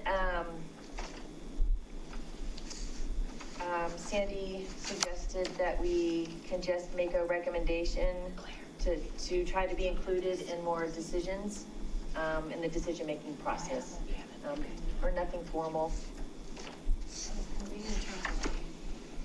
Oh, we need I'll the turn the lighting. light Do we, the lights, yeah. I have, No, go. no, I have a call that I have. Oh, no. And Yeah. you guys can come and go whenever you feel you need to. So don't feel uncomfortable with But I that. think Mitchell is quite impressive young man. Yeah. He is. Okay, this is, Thank you, guys. I will talk to you later. yes, thank you for everything? coming. Yep, I this is do. yours? Okay. And you have an amazing amount of work. You do. Nice to see you again. Yeah, Impressive. okay, please come back, yeah. Hopefully in a good way. It is in a good Bye, way. take care. So I just put up this is the board packet from December. This is programming option 1. I don't know where you guys want to go with your discussion, but if you want to refer to this, just let me know what you want to see and I'll pull it up. So these different spaces, are they all going to be walled off, or it's just going to be, No. okay. The guy who, or at least from the guy on Sunday, that was the impression that I got. I mean, there may be some places where there might be some walls, but mainly it's going to be like with Just partitioned or just columns or? just the way it's, differentiates? you know, the furniture is arranged and Right. stuff like that. Okay. Well, one of the questions I did ask him is that there was, just trying to listen to him was arduous. You know, did you all notice that the? Oh, yeah, that So outside he said that area they is are very very hard. aware of that. The acoustic issues. Yes, he said that they are paying a lot of attention to the acoustics, and so, you know, I didn't get the idea that it was gonna be all, I think the back, I think they're closing off, right, because it has to be enclosed. No, no, this is fine. No, this is fine. 2%, there are Okay. walls in here. Because Yeah. you can't have a youth center and it be out in the middle of no, you know, if the kids are gonna actually go in and gather. There are hard walls in here. This is not just chairs. But like where you would see restaurant lounge, then there would be seating arranged so that you could break into different areas. If you had performance space, you can't put it out in the middle of everything. I mean, unless Dina and Leslie have a different impression than me. I mean, you know, where you have staff space, you can't kind of have it out in the middle. So there are walls in here. But, you know, would there necessarily be walls on a gallery? Maybe not. But what that might say is that in this area, we would display the walls so that you could display artwork. But it isn't going to be a locked room necessarily. You know, those are the kinds of things that, this is just speculation at this point. Yes, I'm not sure how much we can say. I mean, in both scenarios, they've kind of nailed everything that we've talked about in the past. So, you know, how they are best able to configure that, yeah, who knows? But we always talked about a gallery space with potential nooks and then maybe some movable walls, depending on what type of exhibit there was. And then we talked about performing arts, which they had, and we talked about community rooms, which they, I mean, The library annex. The library was in there. Which I mean, flows right into performance. I can't think of anything. Is there, Oh. so where's the creative space? Or is that a part of the community space? Oh, right, yeah. Is it an option too? Well, I think that's where, what we would want to hear from you is that you definitely want a space, whatever it is. Right. You know, for example, in the community events area, that might be the area where we would always be, I mean, I don't know. Some of the names they put on there, I was like, what the heck are they talking about? So, I mean, you know, and I'm a trustee and been involved with ProStack for years. So what you really want, I think the message you want to get across is, we want a place that we can have an enclosed area or an open area that we could have performances take place, or whatever it might be. You know, what is the kind of thing that you want? You know, I think a lot of the trustees are concerned because we're not hearing what people want to have happen in the building. We're a little more obsessed with walls, and in order to put a wall in, you got to know what you want to do inside the walls. So I think that would be helpful for the trustees if we had a message from you. We would really like a place where I think there's a maker space, a maker sing space. together or something. Or that's acoustically quiet. Ken, but or something like that. Who's the other new trustee? Neil? Neil, thank you. His kid, at least I think it was his kid, and someone who he was friends with were in part of the group that I was in. And they both mentioned it would be really nice to have a maker space. I think that's on there somewhere. It's on one of them, it's not on the other one. Oh, okay. In the makers, there are maker spaces in the schools, but those are all geared towards specific classes. And so to be able to come in and create something here was really interesting for them. I mean, that was something that they were very, you know, and these are high school kids maybe. You know, I hadn't thought about that, but that means you're going to have some sort of a staff person for that, because otherwise you've got liability issues if somebody should cut off a finger. Like a studio. Yeah. But I do think it's important, personally, for like a creative space for people to collaborate and gather and meet each other, like physically, not just like online, a list or something, you know, I think that's important. No, I like flipping it upside down, because I was looking at the space and saying, oh, how could we use it, as opposed to doing it backwards, which is what you're saying is, no, what are the tasks, and then show us the space. What would you like to be able to have happen? I mean, right now, you have nowhere in the town of Superior that you could have a group of kids who are, you know, use watercolors. There's nowhere they could gather in town unless they went to the fire station. So, you know, that's, I think, I mean, because it's the only public building, I guess you could go to the community space at the sports stable. So those are the kinds of things. You want to make sure that there's space available where these sort of creative activities could occur. So do we make a list, Andy? So we look at this as for the uses. One of them would be library space, whatever that it looked like. We have a performing space. We have a creative space. I think you could combine things too. Can we? It's like a cafe, and then do we? library. Well, I think you have to be very careful when you say some of these things. When you say library space, what does library space mean? Okay. Does library space mean a place where there's a bunch of books? Does it mean it's a place where little kids come in and story time? You know, have a story time? Is it a place where people can come in, you know, at the have a book group? library, they have a meeting. So, you know, it's more than library space. It's what do you want? How do you use it? How do you use it? What do you want to have, you know, makerspace means a lot of different things. So if you could give the board more guidance in the kinds of activities that you would like to make sure are able to occur in that building. You know, now we're also going to have downtown Superior. Right. So, you know, if it's, oh, I want a big performing arts auditorium, may not happen here because this may not be the space to do it. And Sandy, I've kind of heard some back and forth kind of on Facebook on whether this space is appropriate for concerts. I know it'd have to be something small, not like a big concert, but I do like the idea of being able to, for, you know, local teachers to have their piano lessons there, or piano recitals there, or something like that, but would it work for that? Like, I know some people are worried about that. Right now, it's an open book, so there's nothing that says it couldn't happen there.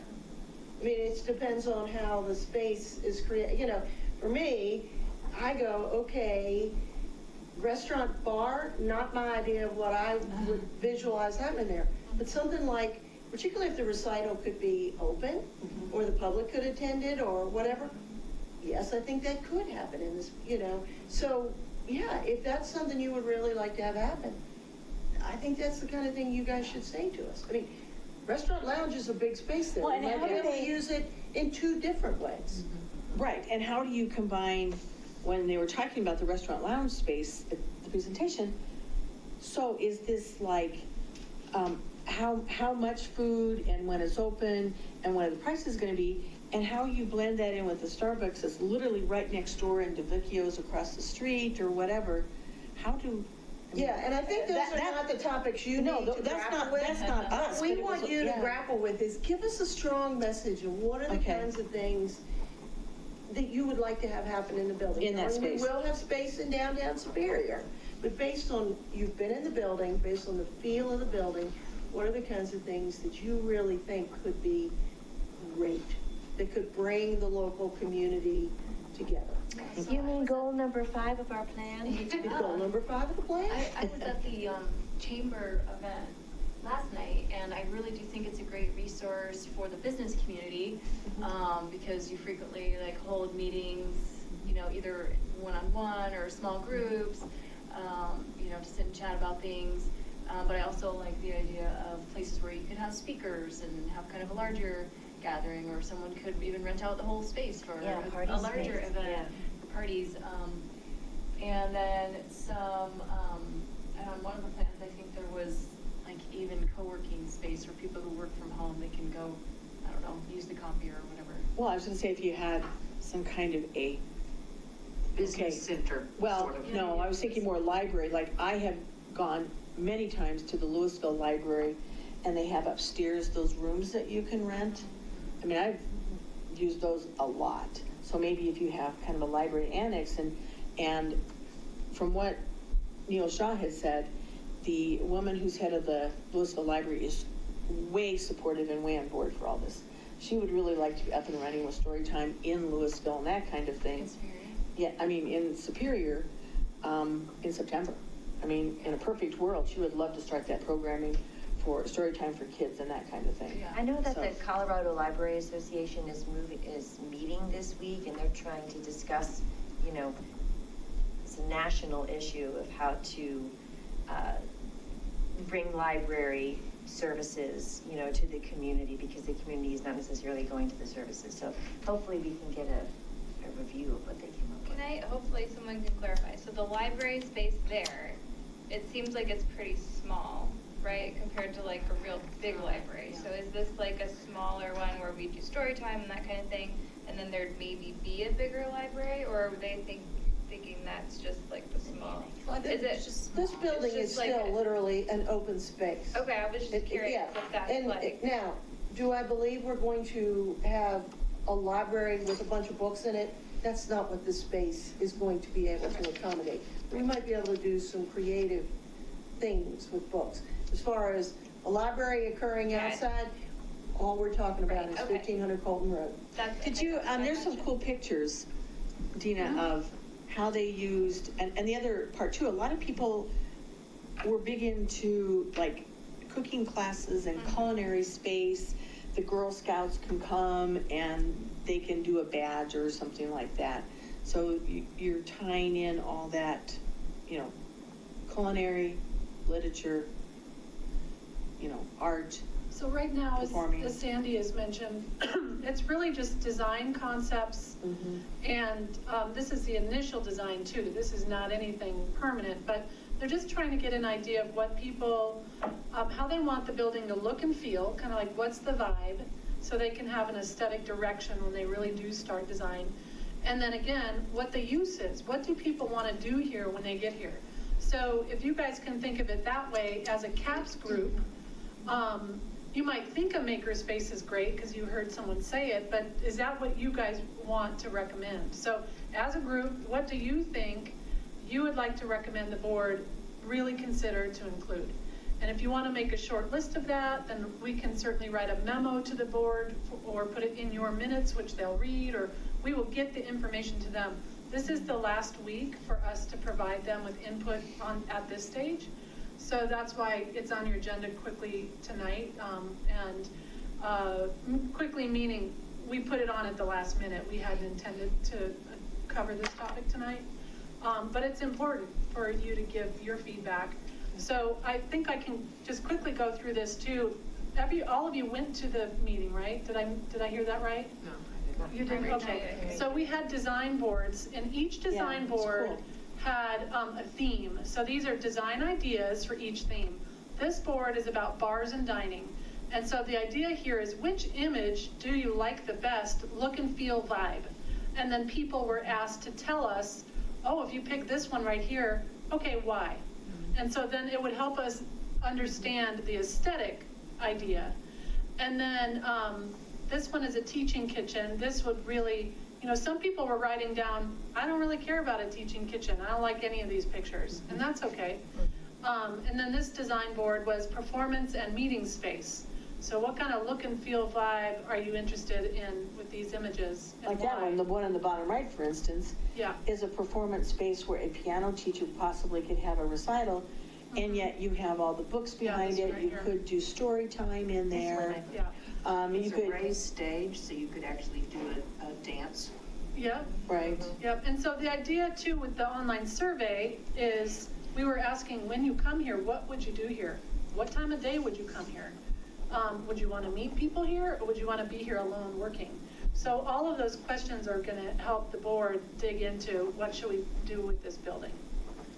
And so if you guys want to answer one or two of those questions, what do you as a CAPS group think you want to do here? How would you use it?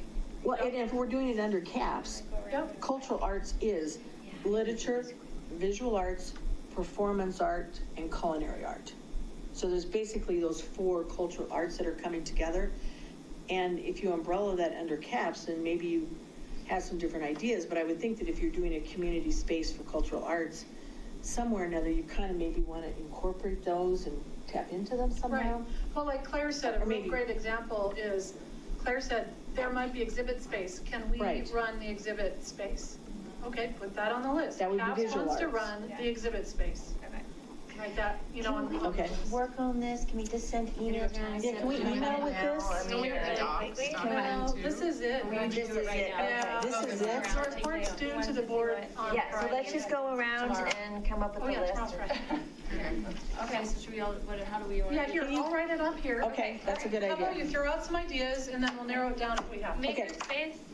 What's that? What would that? What kind of cultural art? Like a creative, Yeah. A creative collaborative. space. So that we need Louisville sinks, one. right, for art. If it's ceramics, you need like. Right, or ceramics. Create So- space. Creative. A lot of makerspace are like 3D printers as well, Yeah. and classes around like the Oh, software to very teach good. kids That's true. engineering. But So it's like It's a, STEM they related. do ceramics now. With I that. think it It's needs to be nice. accessible to kids through adults too. All Like that, ages. because like there's All one ages in got that. somewhere that's like just Multi-generational. kid focused, and I think it can be arranged. Working with each other. Yeah, I think Okay, that's a great. idea. makerspace, do we want it to be though creative space more than, when I think of makerspace, I do think of the, the printers and all that kind of Yeah, stuff. and it but I needs don't- amenities for. I think we really want creative space and makerspace. You mean exhibit space where you can show art? No. Like when we Like painted the hands-on murals, art. we painted the murals, we had to do them in that room. So So- you mean, Brownies can get together and they can do pottery. or they can- A dirty space. Yeah, so it's gotta have, yeah. It's a creative, it is a create space. Yeah, like large form printers too. Yes. Like Right, so this space probably would have quick access to outside in case, you know, that like you're doing spray painting or dirty things or you need to get rid of lots of trash, Okay. so. Number one, though, I think is exhibition space. Yes, Which exhibition / event space. Yeah, you could like for do art parties. auctioning. Yeah, right. Well, that's under art. visual space. Yeah, it's under a visual art, basically. So movable walls for, Great. Would be helpful. for art, you know, Like a gallery, like. So by Like that, you gallery mean art. a place that you would display Yeah. art. Yeah. yes. Like, what if you, I mean, again, what if you had a group We'll of have events first there, graders and you can have events or whatever, but, you know, a lot of towns will have an area where the first graders can do all their, display all their art, Yeah. and they do that for 2 weeks, and then you know, you keep rotating in all that gallery. Yeah, some rotating But I- art, yeah. Yeah, but, I mean, I envisioned it, in the plan, they had it kind of at the front of the building, so I like that, so passersby Right. could actually look in. I think it's kind of the classier, modern space, it's what I'm envisioning, and that's where someone would want to have a party, you know. So put it in the front. Yeah. That Not that we're exhibition, designing the gathering, building, display but that's- space is near the front of the building. And maybe Yeah. not just like flat walls, but maybe like nooks and crannies for things that are pottery Right. or just, you know, like 3D sculpture. I don't know where I've seen it indoors, but like possibly maybe a spot where people can, like, for example, you know, on Boulder, the walking area where people will put up like flowers and do art on that wet rock. interactive art. Yeah. Yeah, like maybe where people could just spontaneously kind of engage in something. I'm sure there's something that could be just another, I don't know what you would call I that. don't know what Well- to call that. Spontaneous spot, I don't know. You mean where just a person can come and make a. Just do Just a- something, yeah, and then it changes, and then someone adds to it, or takes it down, There's Like a some living, fabric like a you could living, do that on. or fabric, yeah. Yeah. Oh, that's kind of cool, fabric. And what surprised me, and if you look at the floor plan again, so when you walk into the building, okay, here's Colton going east-west. You walk in the front doors, which is where you probably would have that gallery, gathering space, whatever. But then right out the door there is this stunning wall from a landscape perspective. This is so weird, where Land Rover test drove their cars. And so you have these beautiful rocks and split rail fencing, and you've got the mountains facing to the west. If there was some way that You you do an could, outdoor climbing wall. well, that's not art, but No. still. I think we're focused on the building right now. yeah. We're not Indoor. focused on The the functions. outside space. Okay. Okay. Okay, then, So let's try to, you know, I would that's also, a future thing Yeah. we can do. okay, I would like to see something that is geared towards like professional artists to display, but also that's engaging to people who maybe like, I don't see myself as a professional artist, but like my kid would love to go do something like this. And I would do that, but like, I wouldn't want to display anything. Do you know what I mean? Like, it needs to be accessible to like a range of people. Sure. To get The them gallery pulled in and space. engaged, yeah. Mm-hmm. Or the maker space. I'm, you know, and my bias is literature and performing arts. So I think you need some kind of activities where the piano teacher can have a performance space, where you might have the jazz band from El Dorado come over and do a concert at night, whatever that might be, but some kind of a performing environment for those type of activities, music. Having open mic nights, that'd be super cool. Exactly, open, whatever. Lectures. Lectures, oh my gosh. Also, what I was yeah. gonna say, have a place where speakers could come. A So it's performing like space. part of the flex space, maybe. Yes. Where there's like multiple things happening. Yeah. And then again, that could blend in the activities that you're doing under that performing arts, some kind of a stage of some sort, or a separate space, but that would combine in to being able to have story time and especially for children to be able to touch and see books, and even teenagers, I mean, you know, that kind of thing. I'll say with the, you know, making it kid-friendly, I think you've got to balance Kid-friendly. balance that out with, if adults are using it during the day, maybe how are we gonna deal with the noise level or the activity level or something like that, because adults are gonna want quiet places to meet and talk. For But that's in the- exhibition but that's in space, quick seniors. slash party, you know, because I foresee the exhibition space also being. Party for gathering? Yeah, for party rentals, like make the town some money. And then, yeah, so for, flexible performance. With And some then kind of quiet literature. areas for book club groups, Girl Scout meetings. Maybe like a book trade, where you could bring old books, take new ones, I like like kind of like a exchange. free library type of deal, where you can bring what you have, take what you need. Some way that community people can touch and check out and be able to be exposed to literature in Superior, that they don't have to go to story time and those kinds of things in Louisville. Right. I know there's the Starbucks right beside there, but there's this cafe that I loved to death in Vienna that had like the books and the cafe together, and it just had this little, like, you took a couple steps and it was kind of like a raised area where they put all the books, but it was quiet, and there were places for people to sit and you could just look at a book, and they were playing nice music and drink your coffee. Like, every time I go into Starbucks, I have no interest of staying there for long periods of time. Like, I'll get maybe coffee, but like, I would like some sort of cafe here in Superior at all that's actually like unique and you want to like stay at, or even you can work at, like it can end up being like a bit of a co-working space. Okay, yeah, I like that literature exposure. Okay, Christina, turn around and see how she wrote that. Does that capture it at the very bottom? Yeah, yep. I would love to see a space that also is maybe not charging for a lot of stuff, like, I don't know, party rentals and all these things, but things people can access to Like maybe inclusive. rent it where it's not really a lot of money, because that can be prohibitive to community. Like, what do you, space. like, Well, are we talking specific? party rentals and people pay money to rent the space? Like, sometimes that can get in the way of having like a piano recital or whatever there. And having that be like, I don't know, like one of the reasons I go work at the library is that I don't have to pay to sit in a room, you know, so just to think about that too.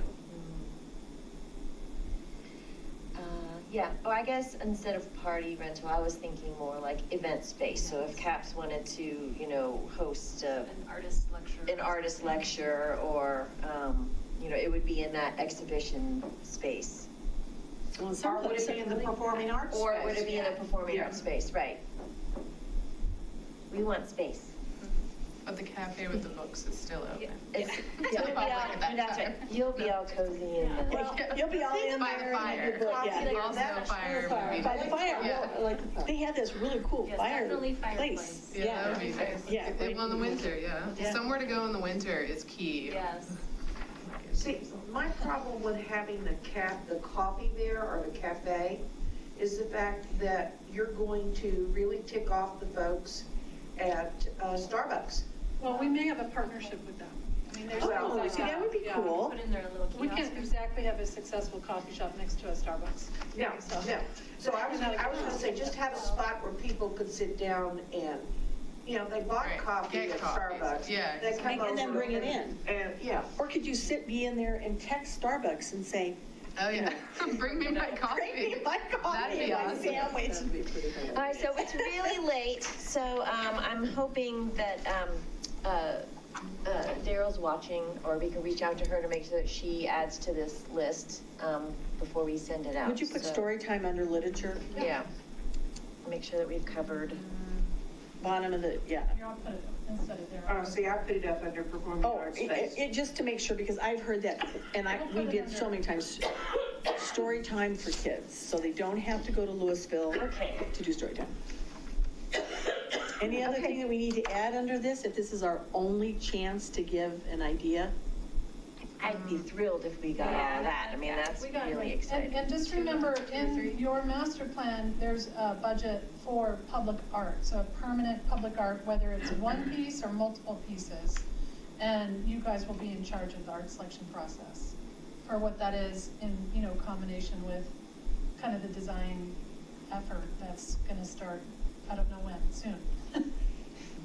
The hands-on music classes at Louisville Library are also very popular.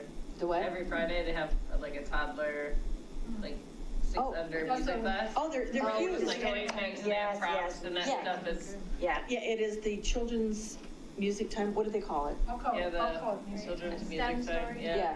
I mean, and it's so Like, it's popular hard that you have to get make a into. reservation. It's just- Yeah, my Yeah. local Story library time. has the Colorado Ballet coming on Saturday. Ooh. For kids. Wow, So, perfect. things like that. Yeah. Yeah. Don't you dance? There's a dance studio across the street from this. Yeah, they might want to have. They might. All right, any other items you want to add to this?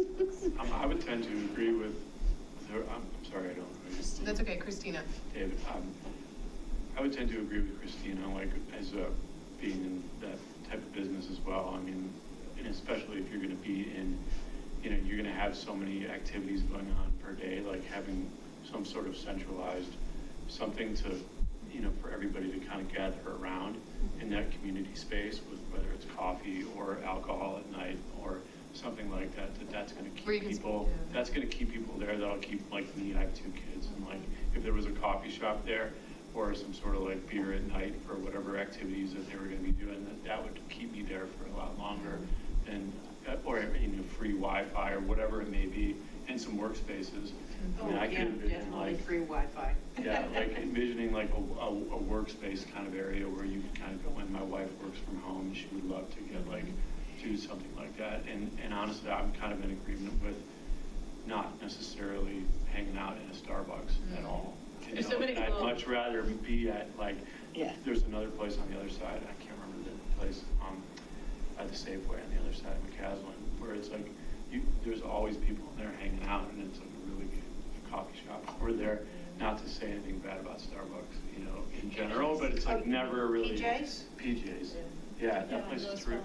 There's so many It's cool like more of a breweries too, hang. you could like You know, and switch out the taps and like feature a different brewery every Yeah. week and have it be like. And I don't know if Starbucks stays open late, but like having a coffee, having some sort of like something late for coffee in general. Yeah, so I guess we could do kind of addendums Right. to the gathering spaces, because we've completely ignored teens. So we. That was a big deal. There were That a was lot a of very- people there on were Sunday some afternoon teens that were there, talking about so- teens, that there's no place for them. Right. And they To love hang out. coffee too, and Yes. they all But want then to also go we Yeah. have like to coffee. football and We'll just maybe put it a under- table. Just put teens under it, yeah, so a place, like maybe a quiet area, right, for them to Well, study or I mean, hang. so we're not considering it all different levels, this is just a one level thing, right? 'Cause I was thinking, maybe put the teens or the kids or something on a, they have to Well, be they did separated. talk about, so when you're in the back of the building where the garage is, Yeah, so Oh, yeah. one of the architects that was there when we did the tour, there is this, and Like a loft? yes, our comment was A loft, only that's a teenagers or good idea. young people could do this. You have to go up the Yes. stairs to this loft area. That's a cool idea. And the architect is you could make it structurally sound, so they could get up the stairs in the loft and put the glass walls all Right. around it or something, and that would be a teen gathering space. Although I'm not sure that's really under Yeah. arts, but. But the creative, I feel like, wouldn't teens be drawn to that, or no, weren't you saying that Neil's kids, or are they younger? Yeah, it was No, they're Neil's probably son, I think it 14. was, and a friend of his. They were at least the 2 kids that were part of our Yeah. group, so, But that kind of hits on some. yeah, air hockey, foosball. yeah. What's his, oh, okay, so part of our budget in the master plan. What about, we didn't talk about like a kitchen at all. Culinary arts, Culinary, we didn't talk about any of that. Is that, It's not the highest thing. no. The idea of being able to teach classes, and that could be something locally, maybe someone has, doesn't have to be a professional cook. This could. Well, yeah, and in the maker space, if it's a big enough space, and we've got the sinks in there, maybe, BYOB, bring your own Bunsen. But you could do the arts in there, you could do music classes in there, you could, hopefully that space would be able to accommodate lots of different making. And there is downtown, maybe that's something that gets put Right. somewhere else. think we gave you enough ideas? Sandy's going, oh my gosh. Well, and the good news is all those surveys will be brought Yeah. together. I am not a cook, so the culinary arts thing is not a huge deal for me, but there are a lot of people that really are into a lot of the culinary arts and that kind of stuff, and so maybe that is a big deal, and you'll find that out when you get all the survey stuff back. Yeah, a lot of So- people seem into brewing beer, like always mentioning a place where it'd be cool, where adults could go, like learn how to brew That sounds beer. really big, though. Still. All right, any last things you want to add to this list? Whew, yeah, we have a lot to get to. Wow, great list, though. That is a great list. If they do the outdoor patio, maybe like a sandbox for kids, can I, or is that considered? There you go, you go get your beer, you send the kids outdoors in the Quiet sandbox. areas to reserve. Well, Moxie Bread Yeah, I is hadn't heard nice. it. It's so nice, well, because then you can like, and they're sandbox. And the maker space, you could reserve that for a dance class or, you know. For yoga. So just, or yoga. Definitely, yeah. Online, Yes, through an yes, app. easy. The flex space, not Flex The flex space, Right. Okay. All right. Whew, that's a big-ass building. Did we get all that? Wow.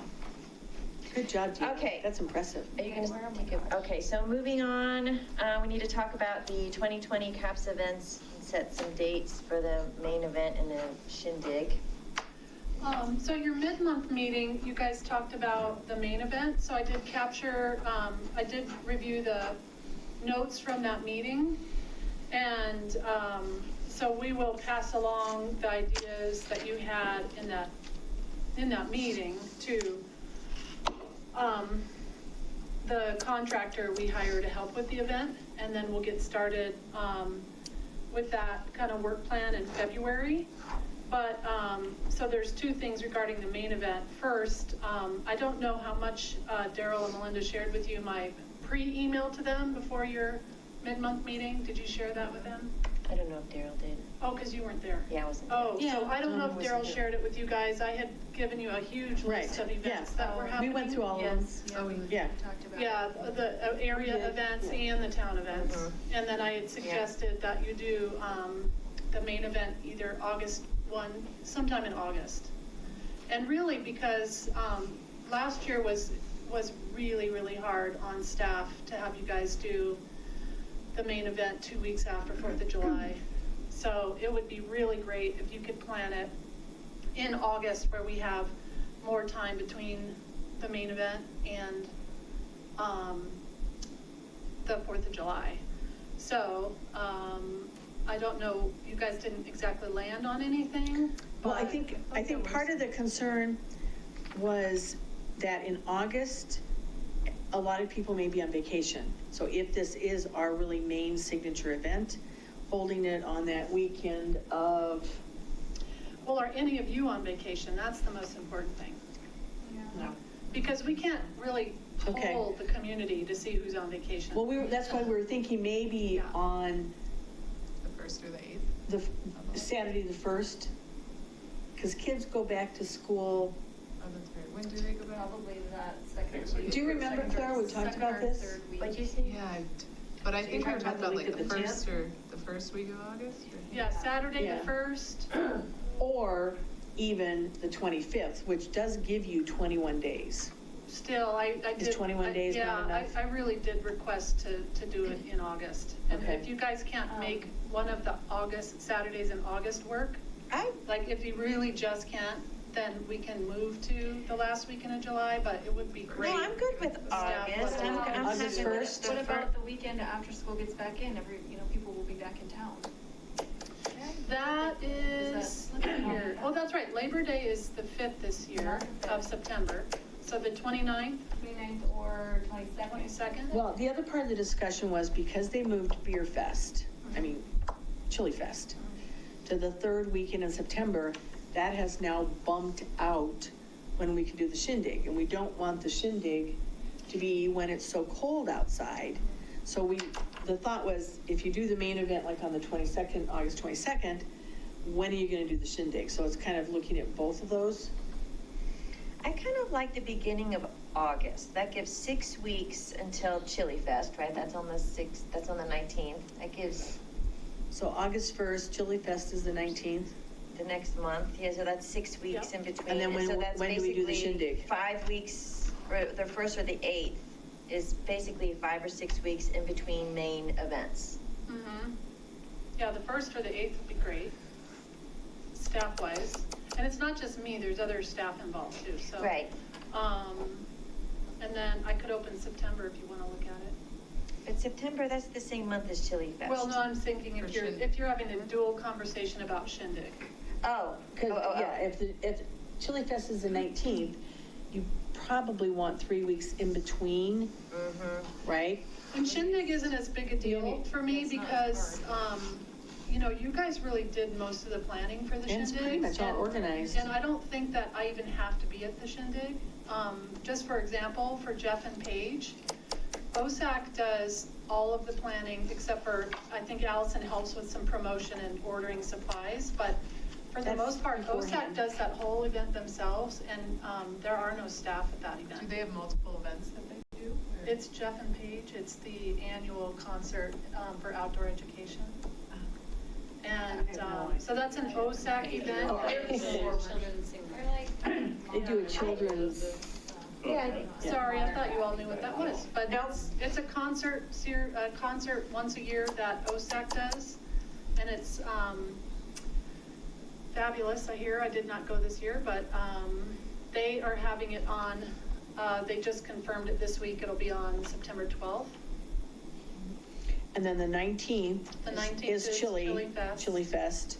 So then when do we do the And we Shindig? don't have any responsibility at Chili Fest, so it's. Only if you want to. All right, Yeah, so, if you want to have a booth, so. That's if we want, but a booth is easy peasy. A booth might be easy if we're just trying to, at that point, get community engagement, you know, surrounding the arts plan, the creative. So, I mean, how do you guys feel about, it would be Jeff and Paige, and then, I mean, if you did it on the 26th, it would be the weekend after Chili Fest. I don't think we're like double dipping into the same demographic necessarily. Well, the challenge is, I've been trying to reach the HOA Rock Creek. It's been a little difficult to reach them, and I finally talked to their new management company a couple days ago, and they haven't set any of their dates, but if their last year's dates are any indication, they are probably gonna have Oktoberfest on the 26th. Oh, okay. Because they actually don't do Oktoberfest in October.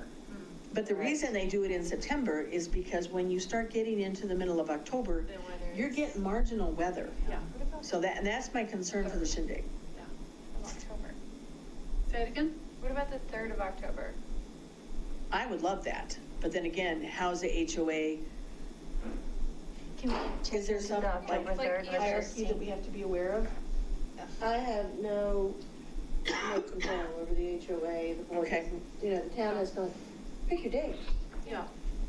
I mean, do what you want to do, and the HOA can plan around. Because we've been Yeah, waiting The at HOA least hasn't a put it month. on their calendar yet, so maybe if you put yours on your calendar first, they'll change. Well, but I mean, we really have tried to reach out to them, and we've been waiting at least a month, you know, so. Everybody can go to both of them, so. Yeah, exactly. Pick your date. Yeah, I think October Pick your date. 3rd, you got it, like October 3rd? Oh, okay, I thought we were gonna. Either the 26th or the Oh, 3rd. the 26th? Oh, okay, the 26th. I mean, the earliest, I think so the weekend after Chili Fest, I think that's, Either the 26th or the 3rd. unless you say that, oh, yeah. Yeah, I think that's great.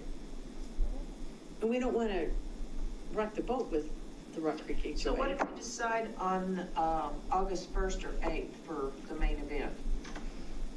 Did we? I would say the 8th. Yeah, Yeah. I think the 8th. That's kind of fun. 8/8, yeah. 8/8? When does school start? You said about the 15th? Somewhere. I think it's. Yeah, so I think families are back in town and school shopping and getting ready, so it might Okay, be. so do it on the fun. 8th. Okay. First day of school is the 19th. Oh, great, thank you. Very good, so that's the dates. August 19th is the first day of school? Correct. Oh, good Lord. And We then always we start did at the September Tuesday after Labor Day. 26th, we think, for the Shindig. That sounds good. I mean, as far as us planning, that gives us plenty of time in between, right? For getting our stuff together. And then if we do decide to have a presence at Chili Fest, I think we actually maybe could do the same thing, like we decided to do an art piece, you know, an interactive art thing at Chili Fest, we could just move it to the Shindig, so it actually might work out. Yeah. All right. Next. Okay, Okay, pop-up activities updates, bus shelter subcommittee report. Yay, do you want me to? Yes. Okay, it'll be short. So we have 3 artists that have submitted. I have a change, just as we've been sitting here, we got 2 more, so we have 5. Oh, cool. 5. Ooh, 5, so that's Cool. exciting. We have not reviewed them yet. Our next step is to find a time to meet sometime in the next 2 weeks. And when we come up with that date, we'll let you know. Anybody that wants to come, check it out, see what we got. If we like everything, what we see, then we'll probably just go with that. The other option would be to extend the dates and keep it open longer if we want to see if we can get more submissions. But that's where we are now, so we'll be meeting soon. Exciting. Yeah. Okay, Mondays and Thursdays are not good. Yeah, right? we were having scheduling issues, but we're gonna figure it out. Okay. Does that take care of all And of Prairie it? Dog. And then Prairie Dog? Do you want to give the update? Since I'm not on the subcommittee. Oh, well, only Daryl is at this point, but she's not here. And we talked about it on Wednesday. Do you want me Yeah. to do it, or do you want to? No, you go ahead and do it, because, did you guys talk about it at Whole Foods? The Prairie Dogs? Briefly, we saw the pictures, but I still don't think there's any rendering that we really like. Yeah. So, I don't think we've made any progress. I mean, the best rendering was the stamp. I just looked up Prairie Dogs, they're just not that cute. We changed your mind. Time to bring that up. That's a fine time. So, a couple of the things about the rendering. So, let me tell you about the process. So, the next step is, once this rendering is approved, we send it to Icon Poly in Nebraska, and they turn it into a styrofoam sculpture that is the exact size. So, it'll be 4 feet tall. And their thought was they were going to send us pictures of that. And I asked them if they could send us the actual styrofoam Prairie Dog so we can see it. And so it'd be a little extra shipping, but not a big deal. Styrofoam's light. And so then we could look at it, and that's when you give the final approval for the design. And that's when we're really going to see what it's going to look like. So this fur that you see here is not going to be rendered that clearly in the ultimate fiberglass sculpture. And all of the detail you see here, like this detail in the toes and the fingers and stuff, it's not going to be rendered that much detail in the fiberglass, the final result. Plus, artists are going to be decorating these. So they're going to be maybe paper collage, or maybe wrapped in metal, or maybe painted real thick with paint. So ultimately, this figure is not going to actually look like this. It's really just the... So we're really, I mean, I'm just not the an base artist, so this is structure. way out of my thing. It's So really just the art base structure. people- Yeah. I mean, somebody might even glue mosaic tiles to Right. it. And Like, it'll be a totally cover different it in shape. feathers. And I think when we get this styrofoam, Daryl was going to, play around with it just to see, like if the hair is too thick, that might be a hindrance for an artist, right? Like if the paint goes into the grooves, right? So I think she was gonna play around with the sample that we get just to see. So. Right, so so one of the next process part is that this is our last rendering with our current cost. Okay. So the one idea is to just go for it and get the styrofoam mold and see it.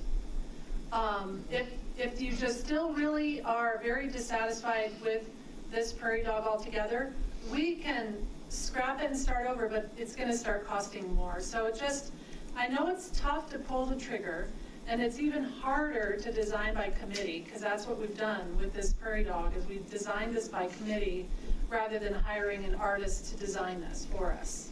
So it's kind of complicated in that way. Wasn't it Icon Poly that's giving us these designs? No. Who's giving us the designs then? Remember, Marcia gave the very first drawing. We gave that to Icon Poly. No. That drawing that Marcia passed around, that meeting like 6 months ago or whenever that was, that's where they got the first base But they rendering. use that as their inspiration. Yes, because that's what you guys had agreed to do. So then, when the original rendering came back, you all looked at it and made comments and said, we want it, the legs shorter, we want the arms this way, or we want this that way. So then we got the second rendering. And so this one just came out of Daryl then sending another rendering and them trying to course correct. So it's been challenging to get to this point, and I I've done a lot of this kind of work, and I think at this point, we just need to pull the trigger and get the styrofoam. And then go from there. I would agree. And he's not creepy looking. And to know that this coloring, I mean, this is a silvery gold rendering. That's not what it's gonna look like in the end. And I can quickly pull up Icon Poly's website to show you. I think Really until quick. we see it in person, you can only do so much from a picture. And you're right. When you see the, you know, when they've done the Cows on Parade in Chicago and all this kind of stuff, you hardly even know They it's a have prairie this dog. great picture on their website of these are all fiberglass, right here, these guys. Meerkats. Okay. These are about 3 feet tall. Ours will have this little base as well, right here, and this is what we bolt down to the ground. So these are meerkats. Are you ready for this? Our prairie dog will, I know you can't see this, it's not that big, but our prairie dogs will come in looking like this. I'm trying to make it bigger, but it won't go bigger. And then we're gonna hand it to an artist to decorate. So it's almost like it doesn't matter what this rendering looks like that I just showed you, because it's gonna be decorated by artists. Who are super creative. The texture on it might be an issue though, right? No, not too bad. They said the texture in this rendering, here, this is a good example of one of the horses they've done, or several horses. They said that texture is not going to come out as deep as it looks in this rendering, because in fiberglass, it won't come out like it looks like hair for a So I agree. I would vote to go ahead and have them ship the maquette or sample or the mold or whatever. So the styrofoam they'll turn into the mold, and then they'll cast our 12 4 feet tall prairie dog. Do we have to vote on that? Do we need to vote on that? Or just? Yeah, Do we need an official motion? That's a good idea. Yeah, let's just do it. Raise your hand if you see it. Let's just do it. Is there a motion? I move to accept or to proceed with the styrofoam from Polyicon or Icon, whatever they are, and evaluate it from there. Is there a second? Yes, Terry, second. Any discussion? All those in favor? All those in favor? Do you want it to go another round? Is that what you're saying? No, I don't. No, I don't. I want to see it, yeah. Okay. Are you a yes or no? On seeing it, yes. Okay. Because what was it? We can't have an abstain, we have to have a yes or no vote. Right. What So are we unanimous approval, yeah. Okay.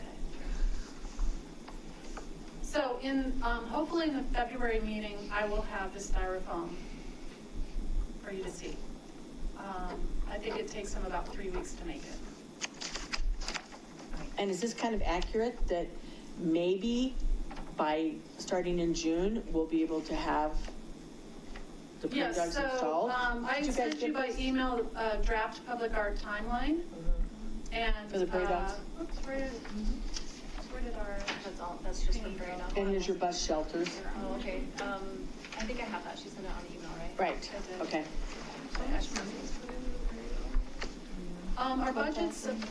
Our budget's 18.5. And how much For this year. so far? This, last year we put down the deposit. I think our total budget will be 25.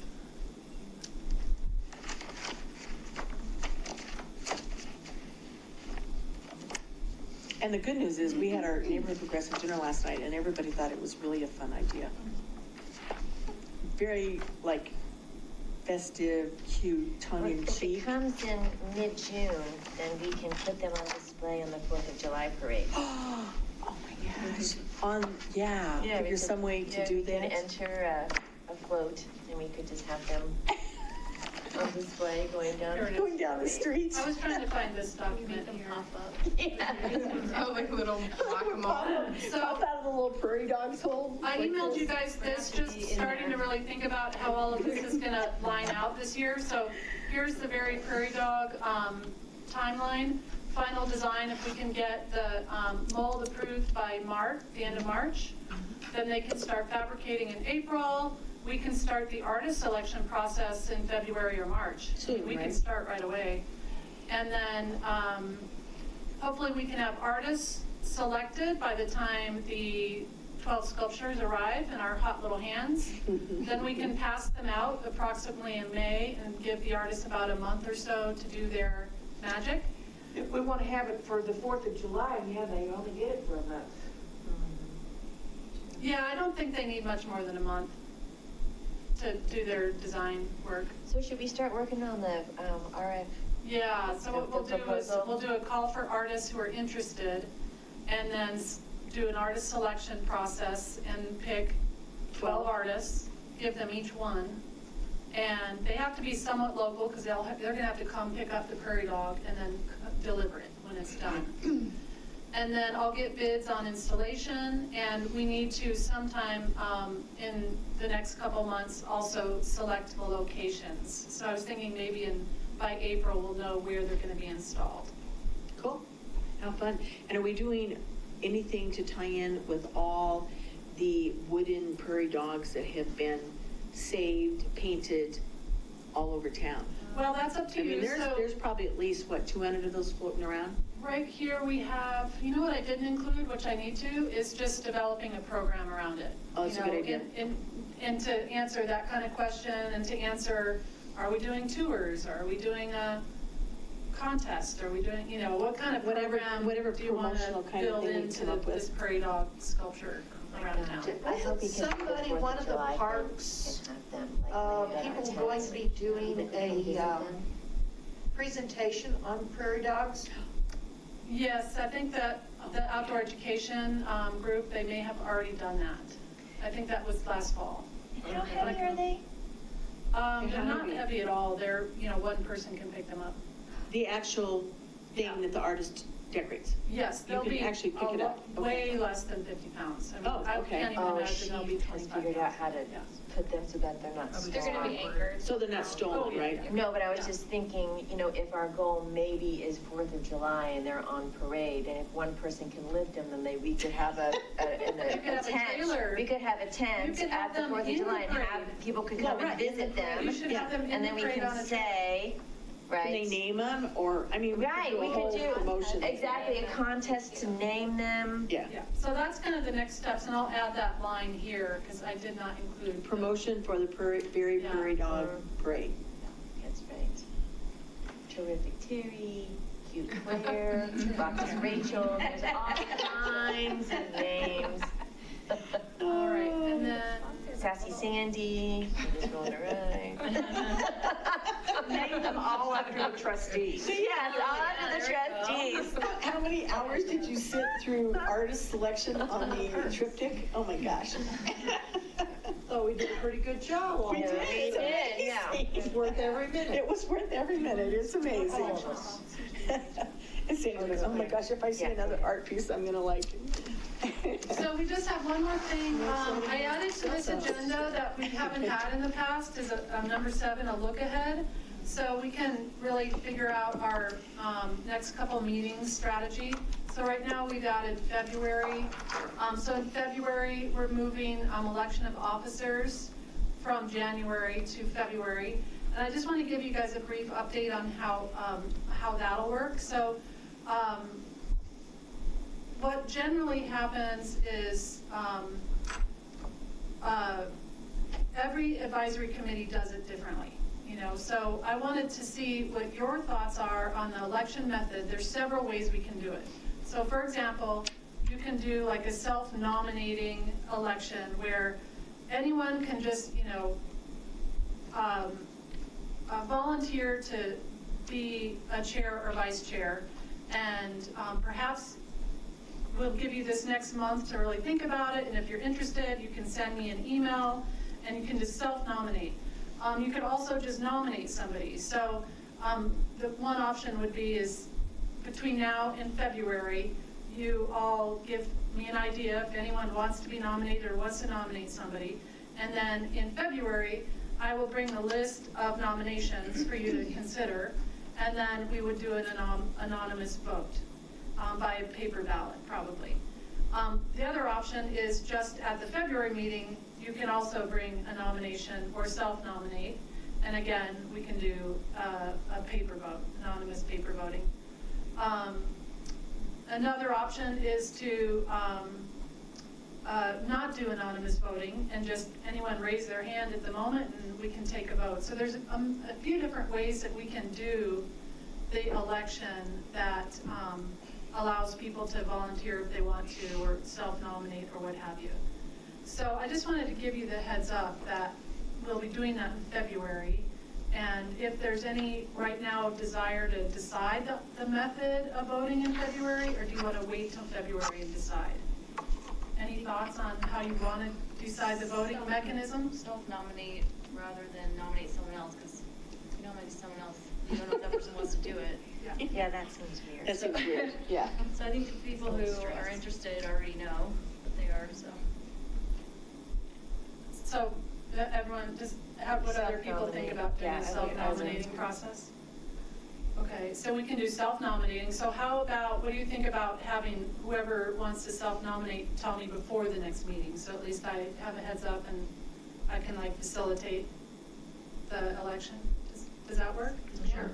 All right, so how about before now in the next meeting, if you'd like to volunteer for chair or vice chair position, then email me. And then at the next meeting, I will just write out on the board who is interested, and then we can do a paper ballot. Do you guys prefer anonymous voting, or raise your hand, or does it matter? I think anonymous. I would do it particularly if paper there's more ballot. than one person running. Yeah, I would do paper ballot. All right. I think you guys are the first committee I've ever heard do a paper ballot. Really? No, Literally. ACES does it.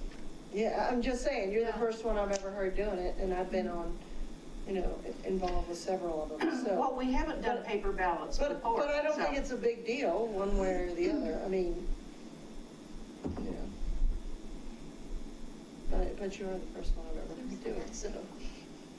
Seems fair. Yeah. Okay.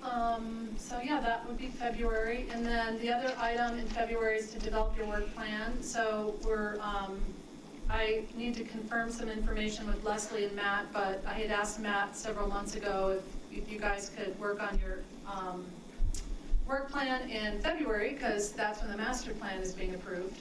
So we should spend a very good amount of time in February on the work plan. And then I would also like to put on the February agenda, hopefully Leslie is here to review the advisory committee, like with the election of officers. It's a good time. Leslie suggested to talk about roles and responsibilities of CAPS, relationships to the staff, and just kind of how it works. And how it works and who's responsible for what. And I think that's a good opportunity to do that. And we have 2 new members too. Yes. So how many members? There's, I think Karen is also working on some, bringing in a speaker to talk about advisory councils and. Oh, that's a good idea. Some of that will be available to all the committees, but I don't know the timing on that, but we can definitely cover this in February. Just tighten up some of the confusion, like, is it you meet once a month for 2 hours and you never talk or do anything? And, is that what it is?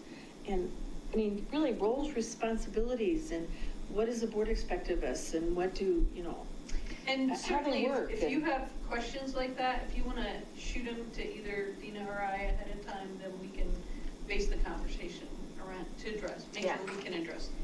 And I think it goes beyond what the handbook says, because this particular committee, I don't go to the other committees, but we have so many decisions to make all the time. And sometimes we do have to talk to other people. So it gets a little tricky, it gets murky. So I think we need a refresher. So. I think it's a good thing to do once a year anyway. Yeah. Well, and even like Terry's so gracious about taking all the notes and stuff. Does she need to have some official approved capacity or something? Well, the other thing is I thought there was going to actually be a training on people who do take notes. Yes, because we talked about that. I am verbose in what I take compared to what I've seen maybe from other groups. And it's like, do I need to take this much? I know you guys did, or at least I've heard that you like them. You can read your notes. Feel like you were really there. And feel you were really there. But we did, someone, maybe it was Kevin, who said there's kind of a training, and they were trying to tighten up those notes from the committees. Does that sound like that makes sense? I mean, we had this We discussion. can certainly discuss some standardization. I think one of the things to keep in mind is that you want to be accessible to the community, so what would be? Well, I don't know that necessarily all of the notes that I've taken have been submitted per se. You say there's a few months that are missing that just need to be added, or to that website? No, so the website just changed this week where, when you go to your page here, if you click here, there used to be a link down here that took you to a whole different page where all your agendas and notes are. And with the new software upgrade, they put it down here. So, right here is our current, actually it's in progress, agenda. And then after she submits the notes, they'll be listed down here. So here's all the 2019 stuff. And it didn't transfer over all the notes right here. You can see all the minutes from here down. It didn't transfer August through November. So I have to resubmit those online.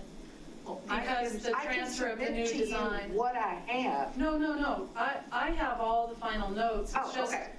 the new design did not take the transfer of the notes that were already uploaded.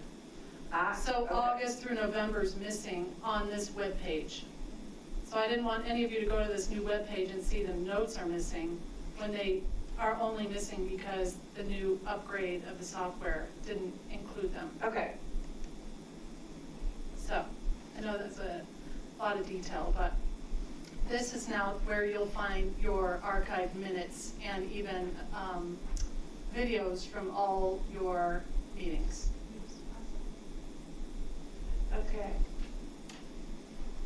Now, are those the minutes for just our official once-a-month meeting? This list here, yes, and in the last design version, we had all of your mid-month meeting notes too. And they did not include special meetings in this list. And I don't know what the result's going to be, if they're going to include those or not. But I would think that they should include it because we're asking you to take them. So they have to be listed somewhere. Okay. But right now, these are just the official, regular meeting minutes. Okay. Of course, we're also the only committee that has more than one meeting a month, right? Yes. Which may not last this year. It really was only approved for you to do that because of the master plan. Well, I'm trying all to get the all work you those guys have to engagement do. events. We won't have those anymore, No, which is. I think we're yeah. gonna hopefully go forward with having more subcommittees. Yeah. Using subcommittees and only meeting once a month. Okay. Yeah.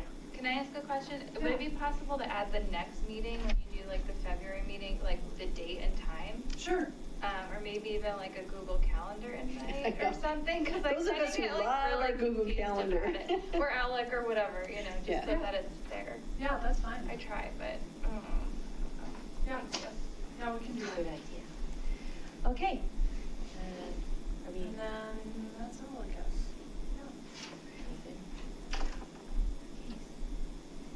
Do I have to vote to adjourn? You could ask if anyone has anything else. Does anyone have anything else? Okay, so we'll adjourn the meeting at 8:22-ish. Thank you, Jess. Thanks for having me. We appreciate it. Yeah, thank